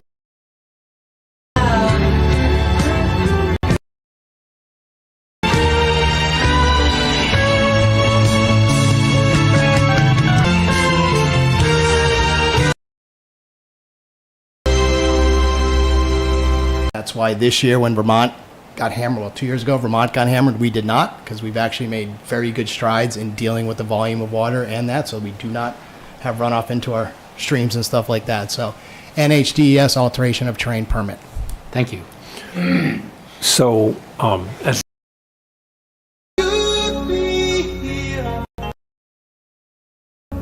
Another illusion I chose. contractors to make sure we don't, because once it happens, it's done, and there's nothing you can do about it. So I'm Of course. not trying to be offensive, but are you the kind of guy that we can trust that's not going to screw up our drinking water? You know what? I really appreciate the question, actually. And coming from my background, I was actually a civil.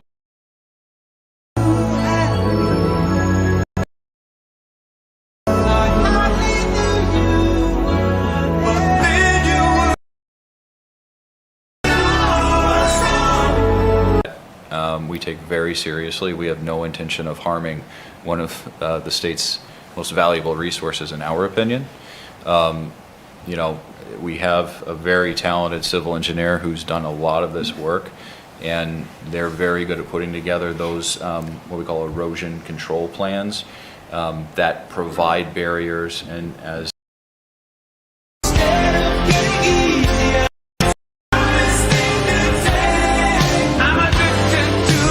AOT deems, and a man with a PE signature is willing to put a stamp on and has put his career on the line for. So we take that very seriously. And we're looking at, even though we have a large excavation operation, our goal here, believe it or not, is to try to reuse as much of that material on the site as we can instead of trucking it off.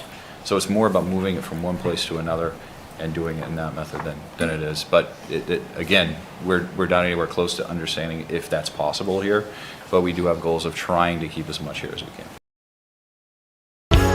Doing much better.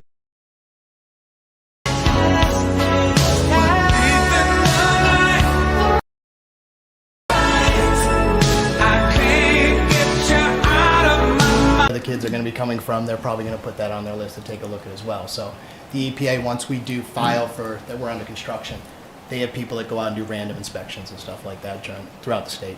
And those are in addition to our own inspections. You know, We don't know about it. Right. So we will walk the site. The way RJ Kelly operates is we have weekly meetings on the site.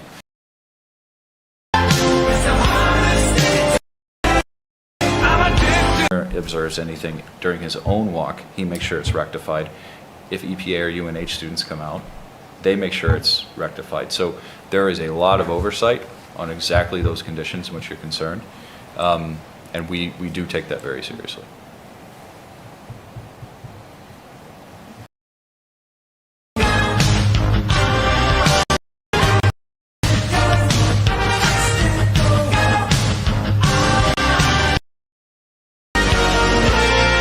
You're thinking of bringing this in front of the commission? Is it the spring, summer? We were just speaking about that in the lobby. We have some discussions to have, I think, regarding how you know, some of the new buffer zone regulations that you have been diligently pursuing may affect us.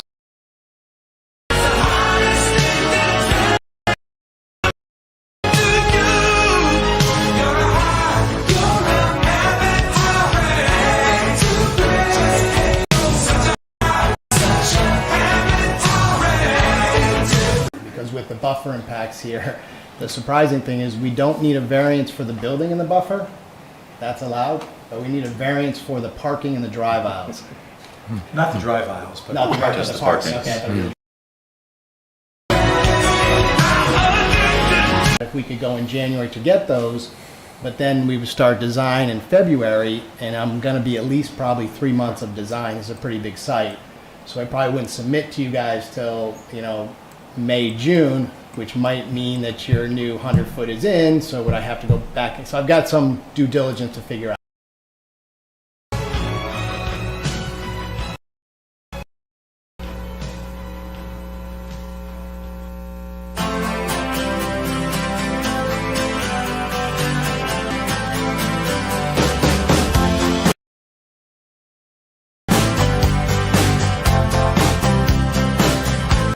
I think you're planning on filling one of the wetlands with 25 feet of fill, if I'm reading these contours correctly, like a vertical wall with 25 feet of fill. So it's a big industrial scale project, which is really impacting especially that southern wetland, which from what I can tell, and I've walked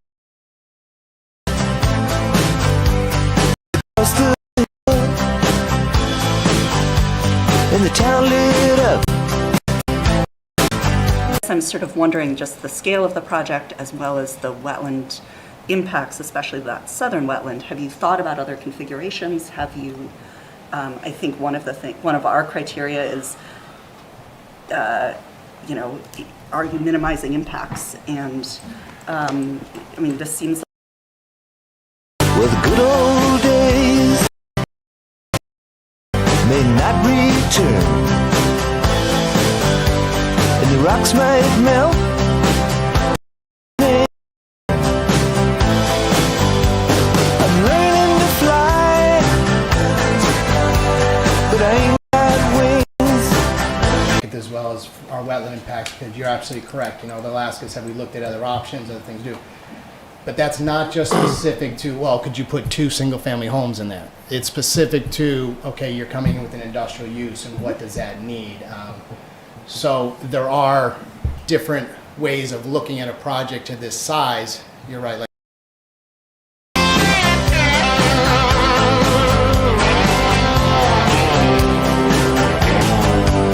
Some say life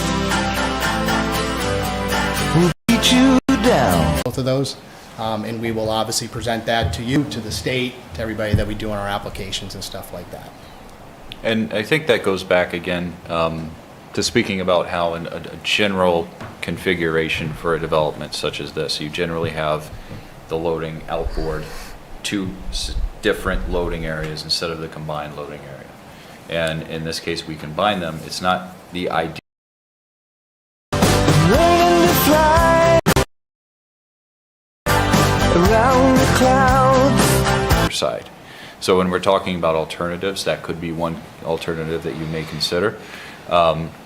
We also need to, it becomes complicated when you have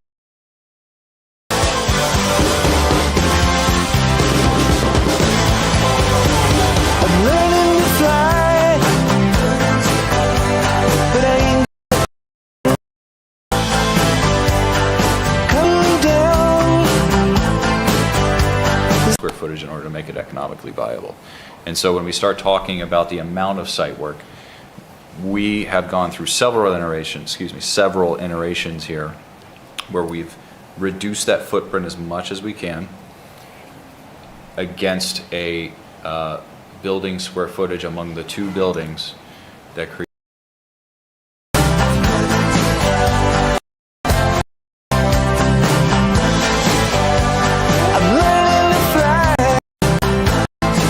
that we as developers need to consider when we're moving into a new project like this.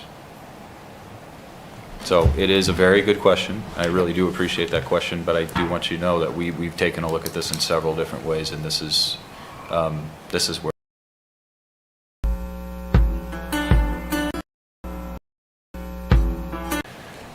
That if it was different, would minimize the impact, like our parking requires X amount of parking. If that rule is what's driving your number of parking spaces, is there anything you would change that would reduce pavement or anything like that? That's actually a very good question. We've added the amount of parking that we believe is responsible and marketable at this time. Obviously, your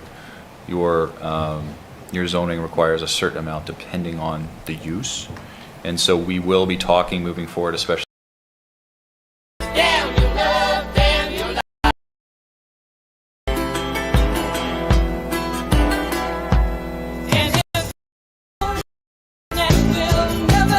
staff so far with everything we've done has been very great to work with. And we enjoy that sort of back and forth because it doesn't always play in our favor, but it always builds a responsible project. And so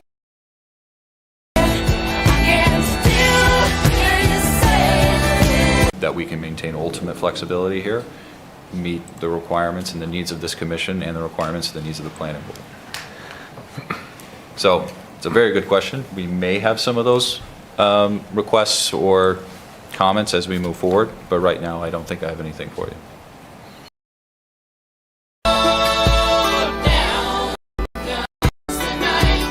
Hoping to attract tenants. Well, the good news for this location, again, if you build it, they will come mentality. You know, we were able to do what we did here partially because Raytheon was very attracted to this facility. They took 50,000 square feet. They're already talking about expanding their operation in that space. We have another warehouse tenant that's already talking about the need for some expansion. I think at this stage, it's all just anecdotal and intent. It's nothing true or real. So for me to tell you that I have this person come.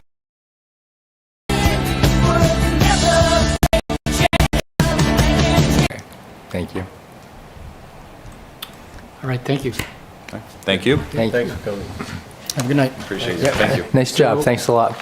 We've run over here on a couple agenda items, and as the time currently stands, we only have about 20, maybe 25 minutes for the next item, unless we extend the meeting.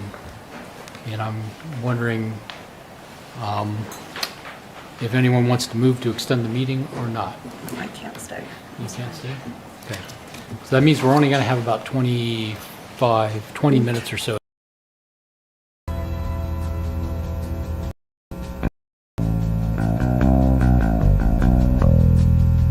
You showed an email that gave,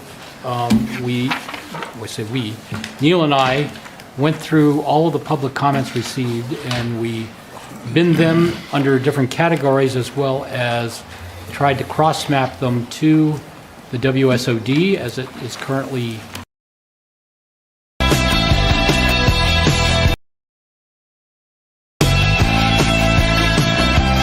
offhand comments. That was helpful for people to be able to look at that and think about it a little bit.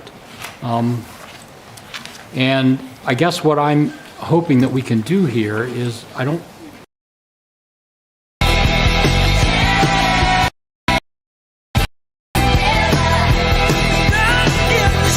go about addressing the things that we heard. There are a couple ideas that Neil and I have bounced around that I'd like to offer up, and then if anyone else has any other ideas, that would work as well. We could go through there are three things.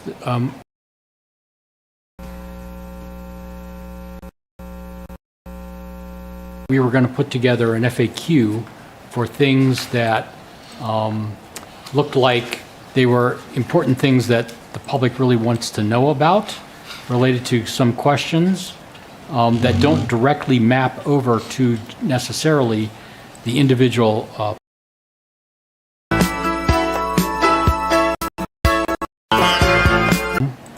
to sort of take those. And then the other thing, process-wise, is that there are two ways that I can think of that we could tackle going through this. One is to do like we did when we first reviewed the comments from the work group, and that was go through the document page by page, look at what questions were asked related to each of the different ordinance elements there, and as a group, tackle those one by one as to what modifications we may or may not want to make.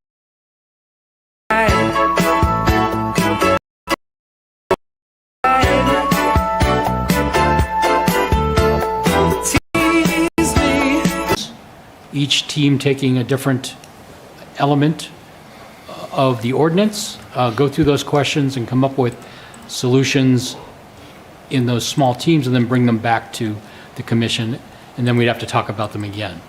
So I didn't know, those are two ideas. If anyone else on how we might want to tackle this, I'd be more than willing to entertain those.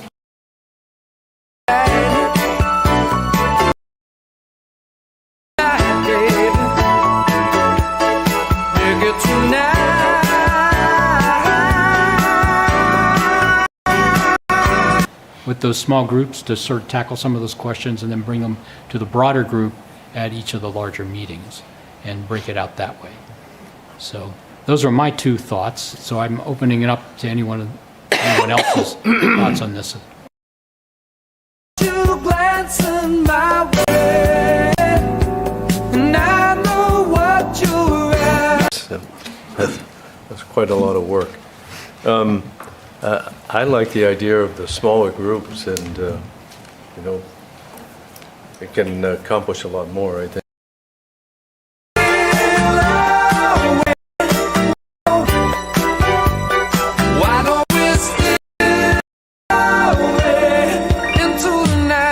Prioritize or rank these things so we don't give a lot of time and weight to things that were not as much of a concern to the people that we heard from. I mean, if you look through everything we heard and read, there are some things that clearly stand out that really deserve a lot of attention. Like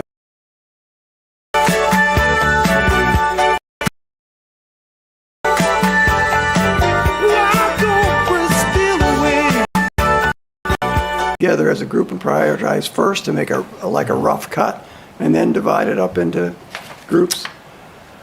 Just the page after page is daunting to me, right? Yeah, it just seems like we need to get after the things that are really important to me, right? Yeah, it just seems like we need to get after the things that are really important, with our best energy.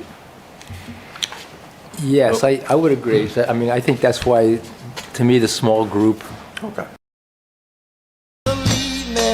But I refuse to let you go if I have to beg. But their recommendation, based on the research that they've done, instead of hashing it out as a large group, because some of these sections, of course, the buffer in particular, are going to require more research. Not because a lot of, I'll just say this off the top of my head, but looking through all of the questions, some of the science. A man with no sense of pride, but if I have to cry to keep you. Only fair that we take another look at that and make a determination, which I think can be done best in a small group, to come back to the entire commission. Are we solid with the science that we are depending on, or that we're relying on?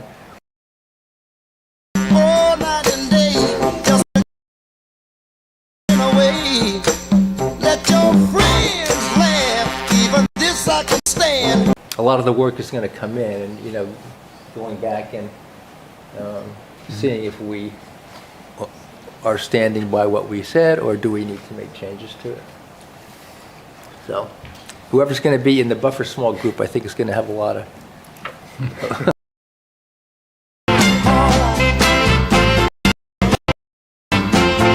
The prioritization, how would we go about trying to accomplish that? I think that would be a long process just to prioritize them all. I think it makes sense just to go through the ones that we have. Break them up. Yeah. I'm not ashamed to come and plead to you, baby. If pleading keeps you from walking out that door, I'm proud to. The bin statements in terms of categories, or looking through the one that has all the sections, you could see, for example, that buffer has pretty much come up with the most comments. 175.60 on page.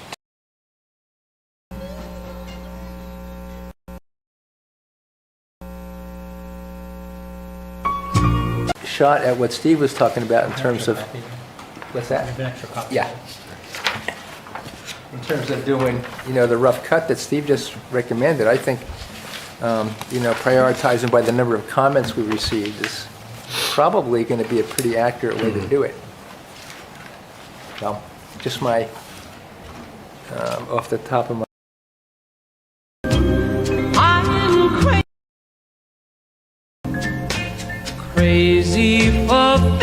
So you could have 3 teams of 3. Yeah, there's 9 of us, so yeah, that's a good idea.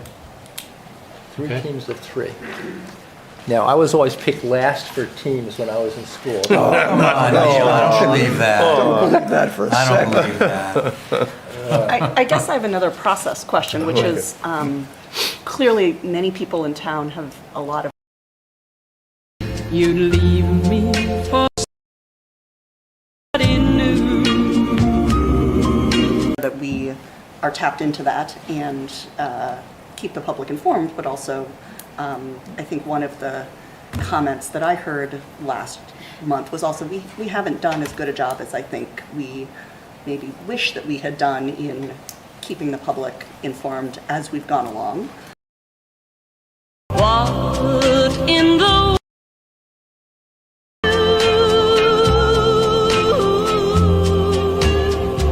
oh, crazy for thinking and processing among ourselves, and then, but I don't want to do all the processing and then get to a point where we're asking for more input and then we have to go back to the drawing board again. That seems self-defeating, and you know. Yes.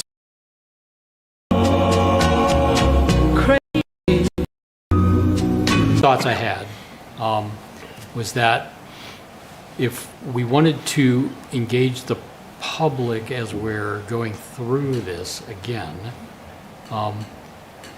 we can go through and do the work and then have some sort of a crazy for love. You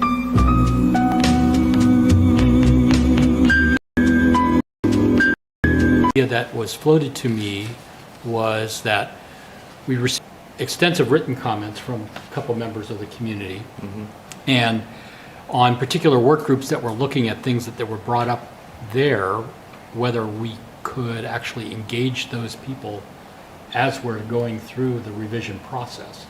Now, the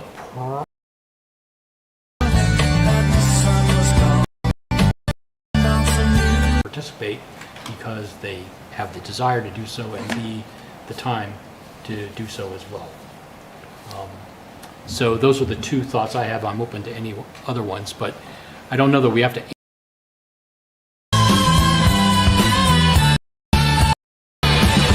think about how we want to break this up, and then think about, as we're going through it, how do we reach out to the public as we're going through it to make sure that we're hearing them in real time, as it were, instead of the 1-2 process that we had earlier.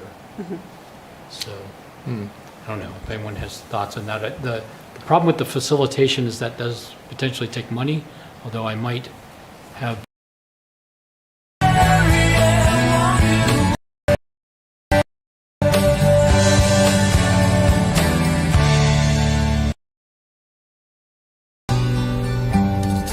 this up a little bit maybe, or maybe it'll speed it up. It just depends on the end. I have a question. Go ahead, Nick. And this may be for Michael. So when we had the small working group 2 years ago, when we started working on this,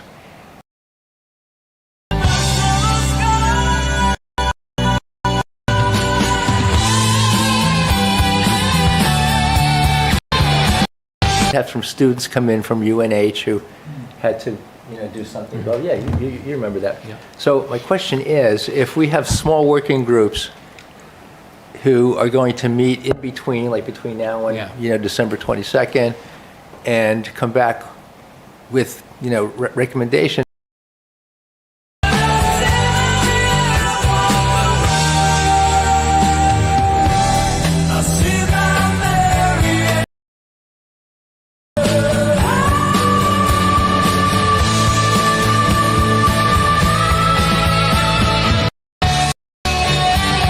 in this time, and anybody's welcome to join.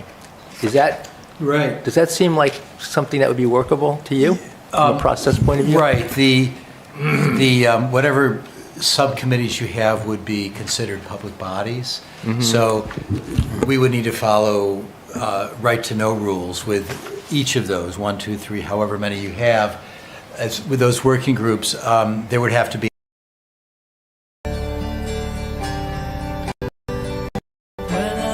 meetings would be open to the public. You don't have to take public input at meetings unless you choose to, but generally these kinds of subcommittees welcome public input. Anyone who cares to join them up to a point, because it is the members of the committee that do the work. Those meetings would generally be held in the upstairs conference room. They would not be recorded. They would not be on DCAT. They would not be available on Zoom. But the public would be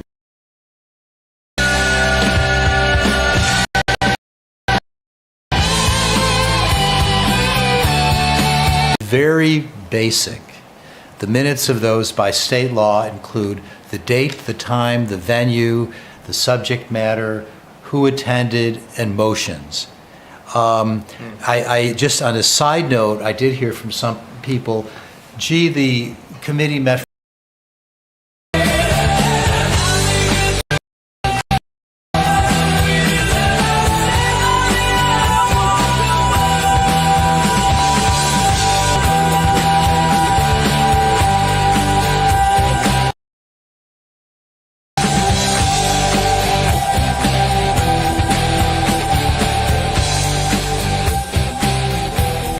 public, they're detailed minutes. So I want to emphasize that. Again, the minutes, the meetings of these committees will be public. Public's welcome to come.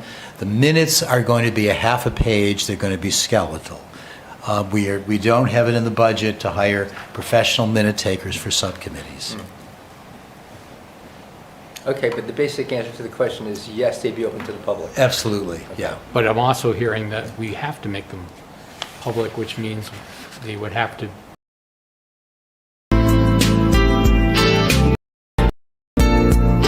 and someone in the group would have But that's to write very minutes. easy. I mean, we would, say you have 3 groups and you, whatever you call them, groups A, B, and C, we will have a standard agenda. The agenda will say Tuesday, 3 p.m., subcommittee group A is meeting in the conference room upstairs. The agenda is call to order, discussion.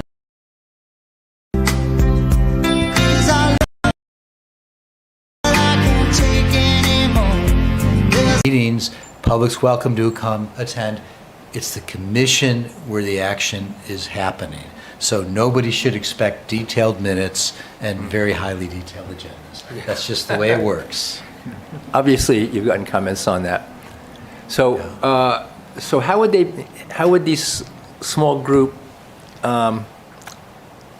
meetings be publicized? So members of the public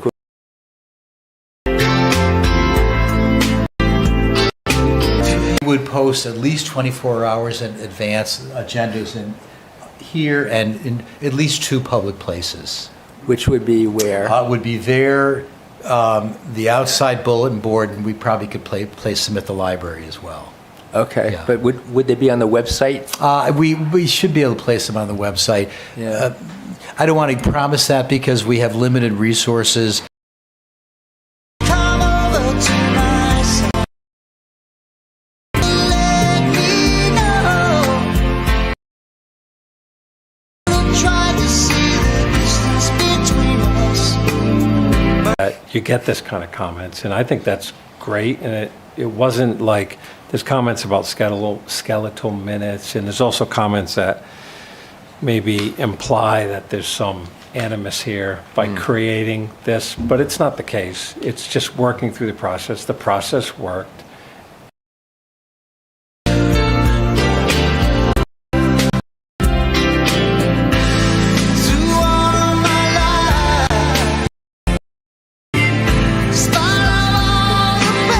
Working in this town to get this right, and I don't think we should be too defensive about it. And these subgroups, sometimes you can tie them up by doing too many minutes, because the minute from one week changes because another bright idea comes in, you know. So I think the process is working. One question I have is, there's 2 you, and then it's like increasing the buffer or increasing restrictions.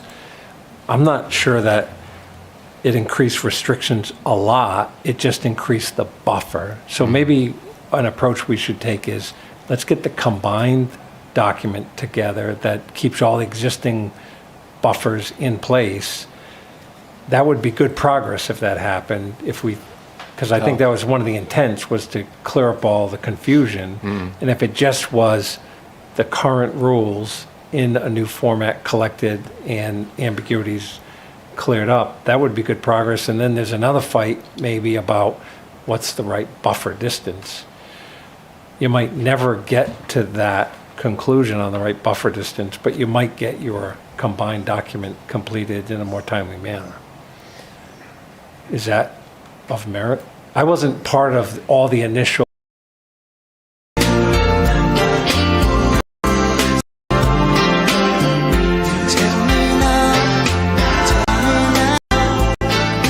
And one of the primary drivers, and you just heard a little bit of it when we were dealing with the cutting of small patch of woods or trees in a buffer area, was there's conflicting information in the SPOD and the WCOD, or at least incomplete information in both of them, to make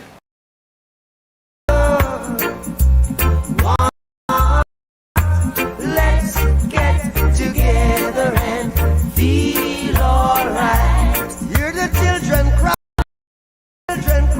one of the primary drivers behind it. And then the other was to revisit the buffer widths, look at what the current science is, how it's advanced over the last 20, 30 years since the previous ordinances were put together, and try and update those to reflect that current thinking of science, as well as providing additional protection. I'd really love to ask, is there a place for the listeners? Right now, and also sedimentation. So those were the two main drivers behind looking at this.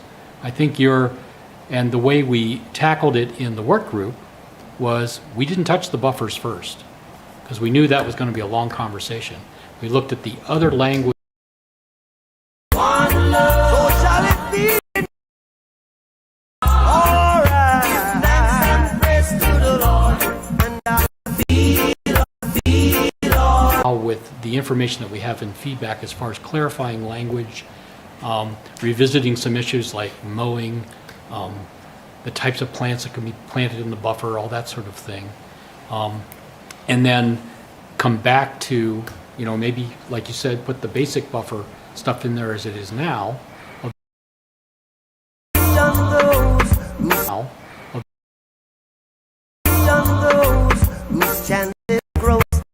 Overlaps here and there, and we had to make some compromises, but that would be one way of getting something started, and then we could actually take it at that point and then have that conversation about, okay, the science and the buffers and what do we want to try and achieve there.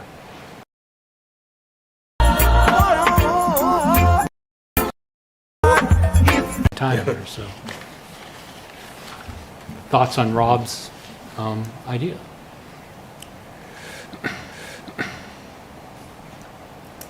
I'm still hearing, am I still under the impression that you still think the small groups are a good way of tackling this, even though there will be a little bit of process hurdle that you have to go through with publishing?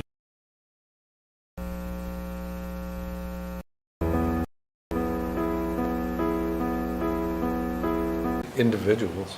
That's true. Then they're not public meetings. Oh, really? It's just a guy talking to himself. I mean, that is an option, and then you bring it back to the group and you say, here are my ideas on how we address these questions. But that, I don't know how, you're working by yourself, so you and Google trying to figure things out. Yeah, I'm in favor of, I like the idea of splitting up into 3 groups, because we have 9 people. But I just want to address Rob's proposal in that I think that it's, to my point of view, that's almost, it's not tackling the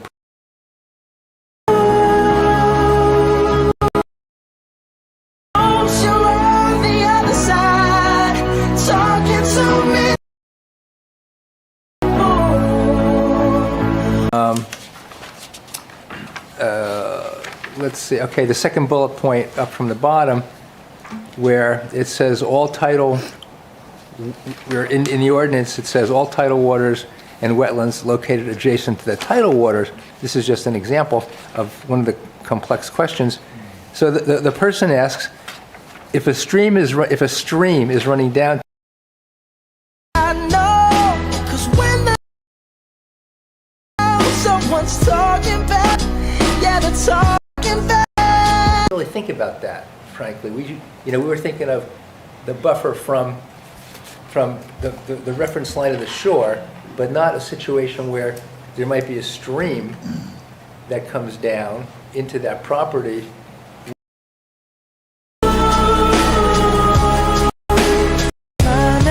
So, and I don't know whether that's a hypothetical or whether that's an actual situation, but to me, I think we need to really tackle these buffer questions head on.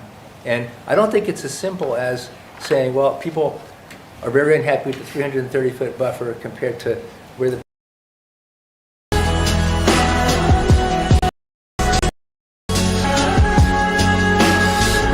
75-foot. I think we need to, if we're going to put effort into it, I think we need to, look at these comments, because there are some comments which may be kind of throwaway comments to say, okay, a person is just saying something because they were unhappy with it. And we put down every single comment that we got. But there's a lot of other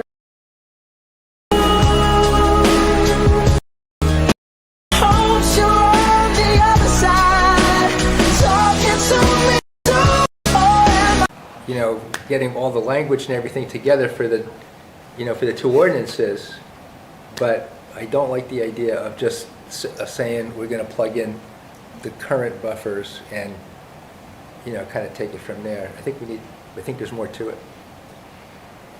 Okay, we're running out of time very rapidly. In fact, we've exceeded the time allotment for this conversation. So,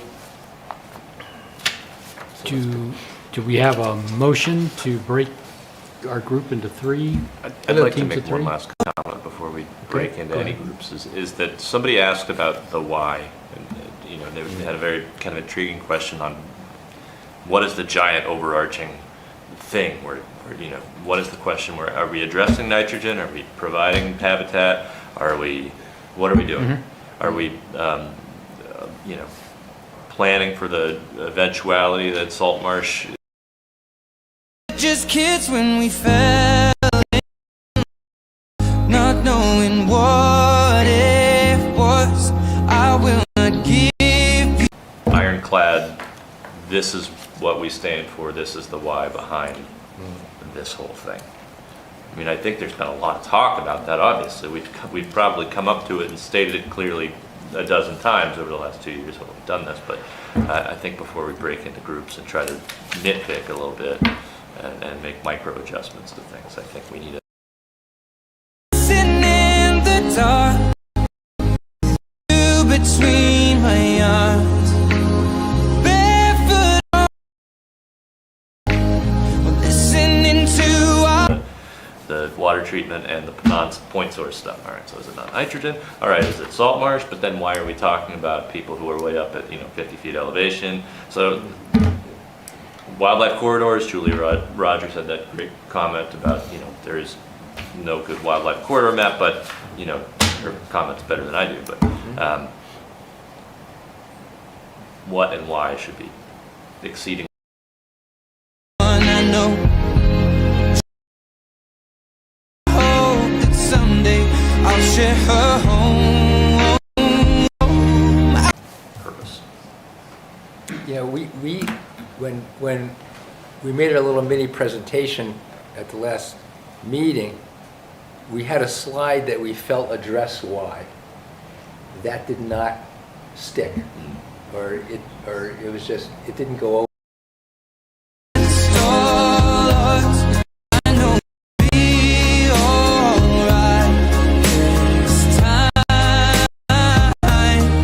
Well, I guess it could be one of three things. Either that, either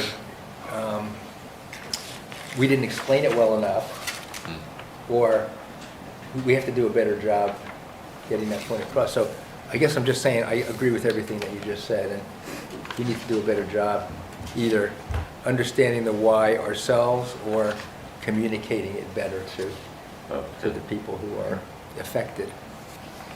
So to wrap this up, what I'm hearing is that before we break into groups, Looking so beautiful, deserve this, darling.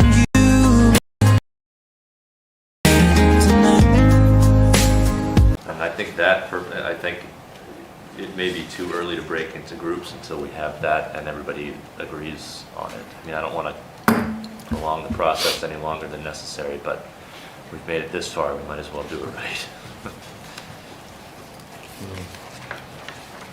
and then Alternatively, we could break into groups and then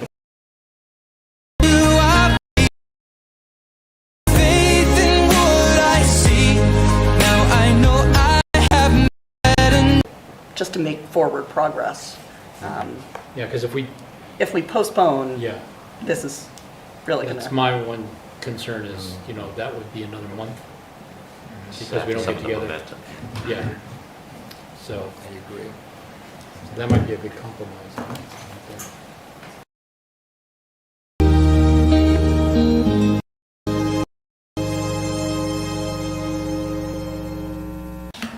So, who wants to pick first? I'll be on any No. team that'll have me. Well, the other thing is, I don't know how we, I don't know how we break this thing into pieces either. I don't know if we have time to do it here tonight. Out the window, boredom overtook us, and he began to speak. He said, son, You know, both 170, like the whole buffer question, 17560, 17561, which would be the actual buffer widths and the general requirements for the buffer. So that's one. The other, a second group should be, again, going by, you know, how many comments that we're getting. and asked me for a light, and the night got. You know, on definitions, because we got a lot of comments about that we didn't have enough definitions in there and they weren't clear. So that could be a group. So we could have a buffer group, a definition group, and then we could have a permitted use A and B group. So. You never count your. You're sitting at the table, there'll be time enough for counting. A lot of, so that would be my suggestion. Anybody else wants to throw out some ideas? I think the buffer group's obviously going to have the hardest time of it. So Neil, I'm sorry, I might have missed some of what you said, but the sort of three buckets that don't cover everything, like I don't know that you need to look at definitions and purpose again. Okay. You could revisit them later, but it seems like three big areas are 17560 applicability, which includes buffers. 17561, which is buffer requirements. And then you could have a third. The gambler, he broke even. His final words, I found an ace that I could keep. You got no less, you know, challenging Yeah, definitions of purpose, etc. Yeah, that's pretty much what I said, except you divided them up, I All think, right. better than I did. Or no, I may So- have just missed something you said, but yeah. So 60, 61, and then permitted use A, B, and conditional use, could be 3 groups. So we're splitting up the buffer part into the,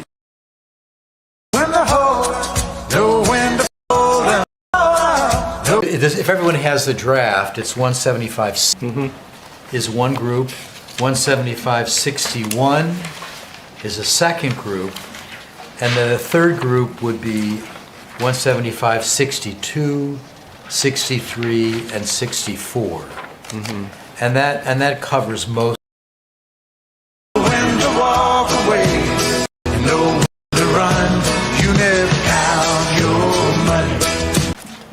well, maybe we can have a show of hands. Who Sounds wants reasonable to me. What's that? That sounds reasonable to me. Yeah, I think that's good. Maybe we can have a show of hands of who wants to volunteer for which of those 3 categories? Which of those 3 groups? Which one are you on?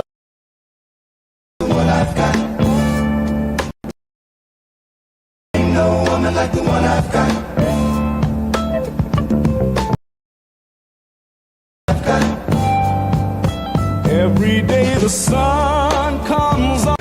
62, 3, 4. Yeah. Okay, so you want to be on that group? Yeah. Also, there's a bunch of people who came out to hear us tonight. If anybody wants to jump in on a group after this, let us know and we'll include you. Well, that's a question for the commission. Possible. Do you want to make this just commission members, or do you want to open it to anybody else?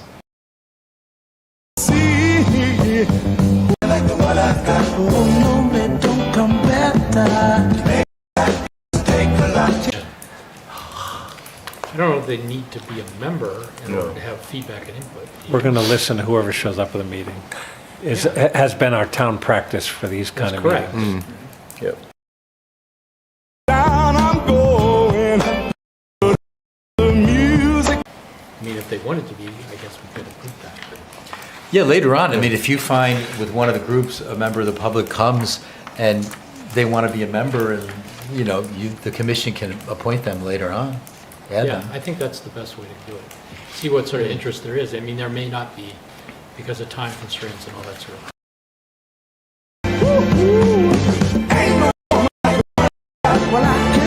On the 175, 62, 63, 64.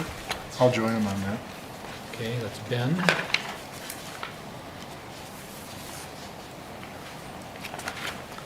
I hear anyone for the buffers? Nick, which one do you want to do? I'm looking at 61. I think you should mention it. 61? 61.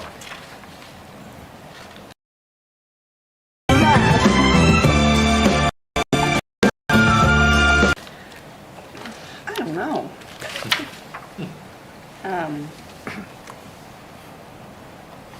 I'm willing to work on Maybe buffers since Okay. it seems to be. Yay. Maybe 61? Yeah, 61. I'll do 60. Okay, Go first. Darrell? On buffers?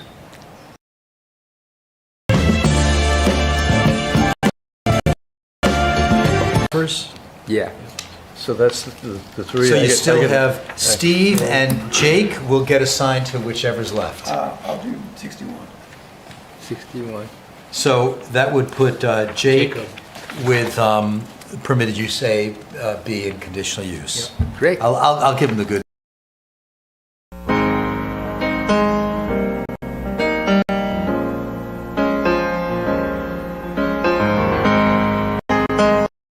At least As a group? And coordinate it among yourselves. Just remember, we have to publish an agenda and do the basic minutes at the end. Yeah, I'll send a note. I probably won't be joining each of you, but I will take care of posting the agendas.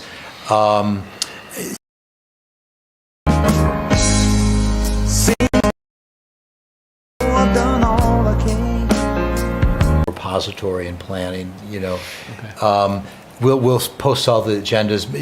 Maybe you want to just find a regular time, Wednesdays at 4 or second Wednesday, second and fourth. Let us know, and we'll just coordinate all that and set up the conference room. So I'll send a note to everybody so we can coordinate. Okay, and then we can report back on how it worked at the next meeting. That's why I need.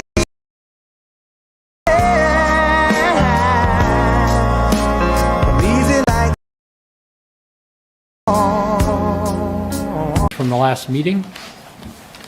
I have those. Oh, I passed all those out. I gave everyone a hard copy because those are all the notes, the comments from the public session. Yeah, maybe we may want to go through those and add them to our list, right? Because there's probably some stuff that we didn't catch. Wants me to be what they want me to be. I'm not happy with no. Why I'm easy. Moving on.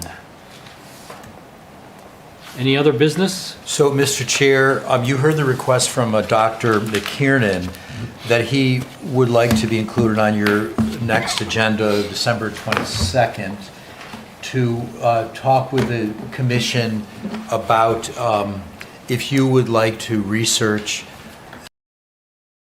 I wanna be high, so high. I wanna be free.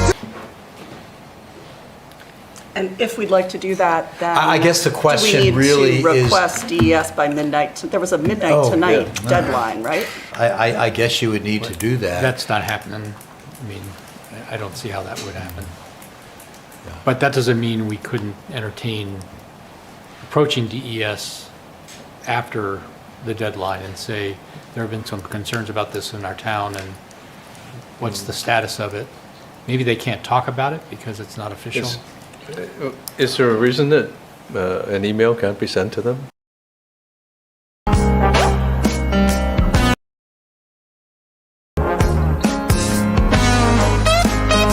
Do it right now.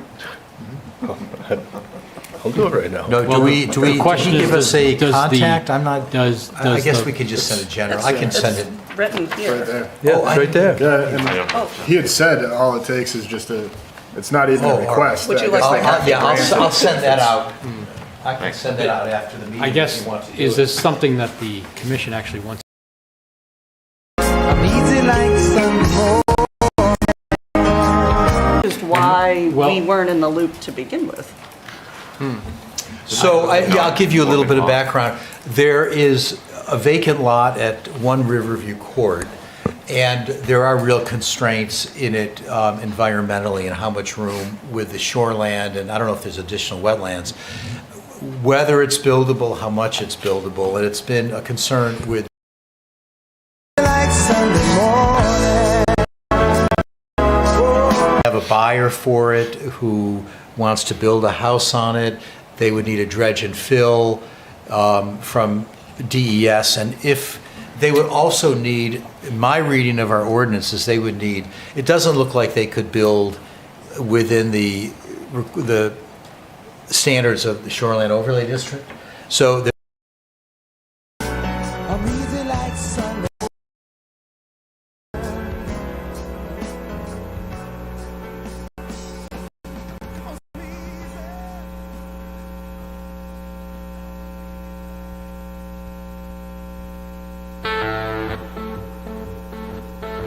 would play out.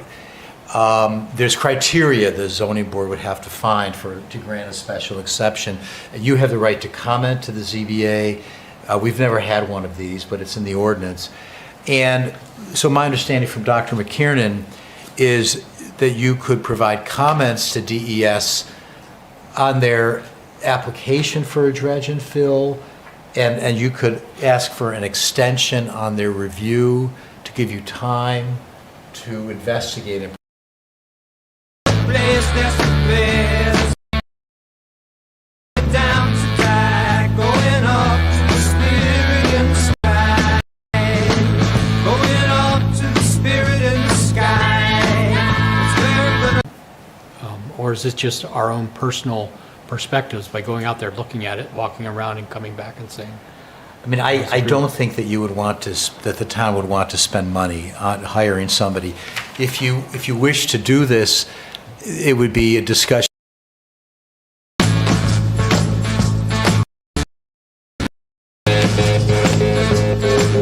Prepare yourself, you know it's a must. Gonna have a friend in Jesus.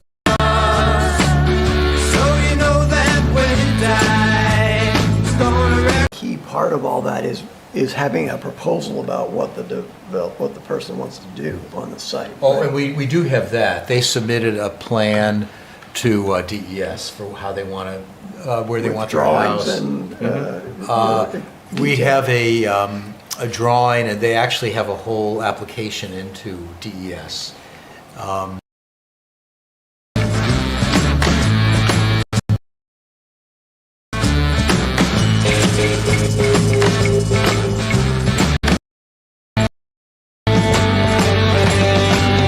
Trying to stop that.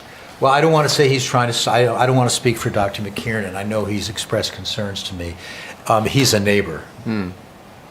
Oh, go ahead. So this document says, it's basically two competing opinions about where the jurisdictional line is.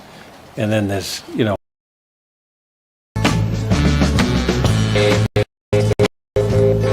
wood line where, 8-inch diameter oak trees are. So clearly something's, happening on the property. And you have two competing professionals saying, hey, one guy says it's buildable and the other says it's not. So I think that's a legit reason for us to say, Let's have a look, right? what's up? Yeah. Get a To me, that tiebreaker. says, let's have a look. We need.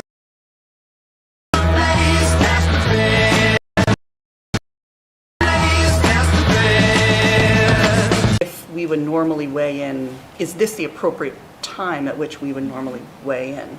Maybe this question is for Michael. I don't know much about these Well, this has never procedures. come up before, but Dr. McKiernan pointed out to me a provision in, I think it's in a statute, when you apply to DES, or maybe it's in their bylaws, their regulations, that there's 14 days from when they receive it that the local conservation commission can request the opportunity to investigate and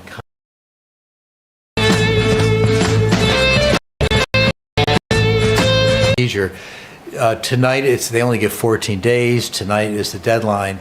So I think you could, now request that opportunity and then take it from there.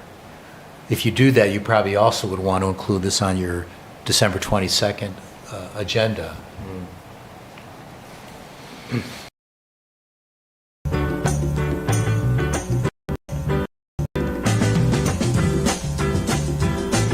Tonight, and in a month, you wanted to share comments whether DES would take them or not. I don't know.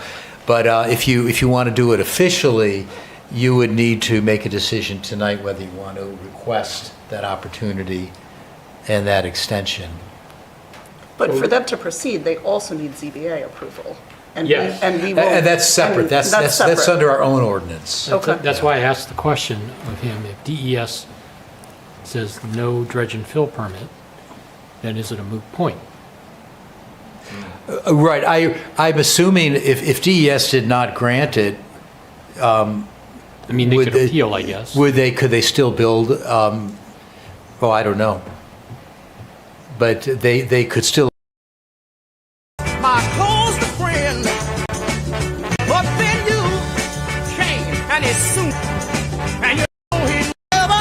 However, this special exception says if you cannot build within the SPOD, if there's no room to do it, then rather than apply for a variance, there's this carve out for a special exception.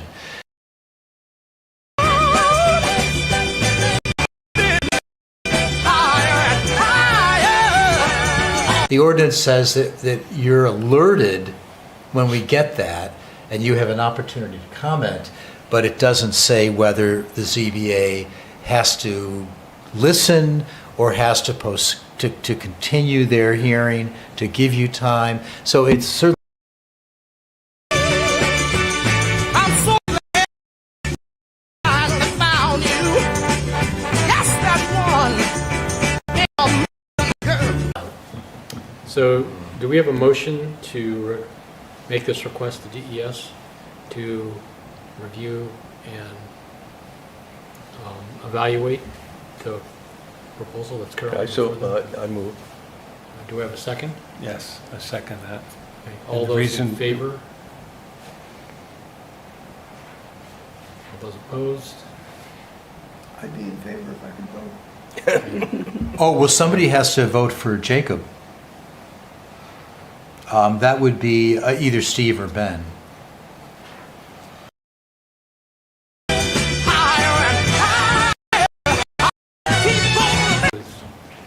I'd be a yes, for sure. I just think we need a chance to look at it. So you have 6 for, 1 against? Mm-hmm. Okay.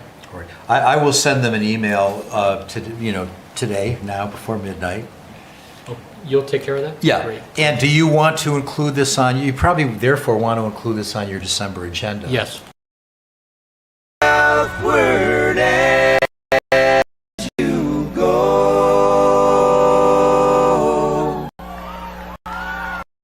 All the crazy stuff. And just to be clear for the record, we have a document here that shows 2 different environmental professionals saying they're questioning.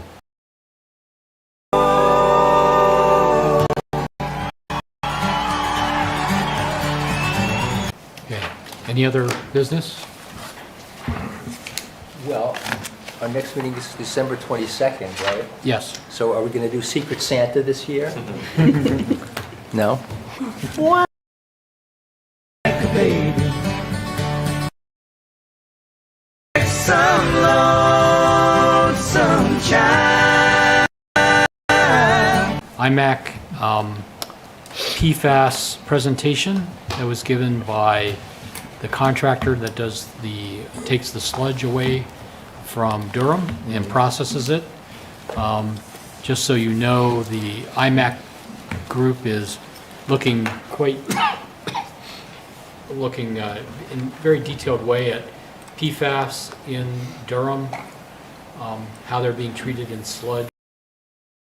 Has to turn from here and go. Running like a child. The group in, I can't remember was it REI, something like that, that does the work, has the contract with Durham, said that they monitor everything, there's PFAS and everything, but the concentrations are very low, and that the sludge primarily gets put on farm fields. That's their primary way of doing it, unless there's something that's too high in it, and then that goes into a landfill, which is where most of the sludge goes that isn't put on. There's a taste of time down the 7. For us at some point, but if it is an issue that people want to take up and talk about or have a presentation or something like that, let me know and we can arrange that. Okay? Are they doing anything on septic tanks? No.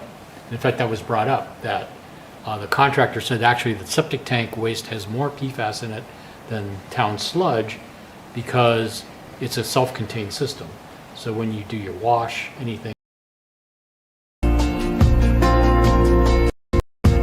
I know I'm probably better off on my own. Most of the time. So, but the concentration of 5 parts per million in general, I mean, every chemical has its own concentration, which goes, depending on what it is. But their perspective was that they monitor it. If they see a problem, they flag it and deal with it. They don't just throw stuff out there if it's got high concentrations. But PFAS is everywhere. I don't think it's, at least in my perspective, the way to reduce it is to not use it. So, but that's just.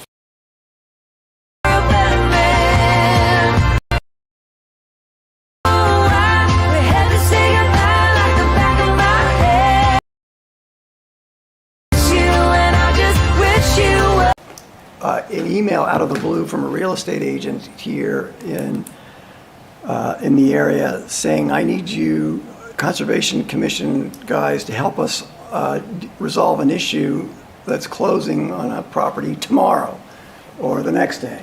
Is that right, Michael? I don't know, which, that Well, was I probably thought- the call I got.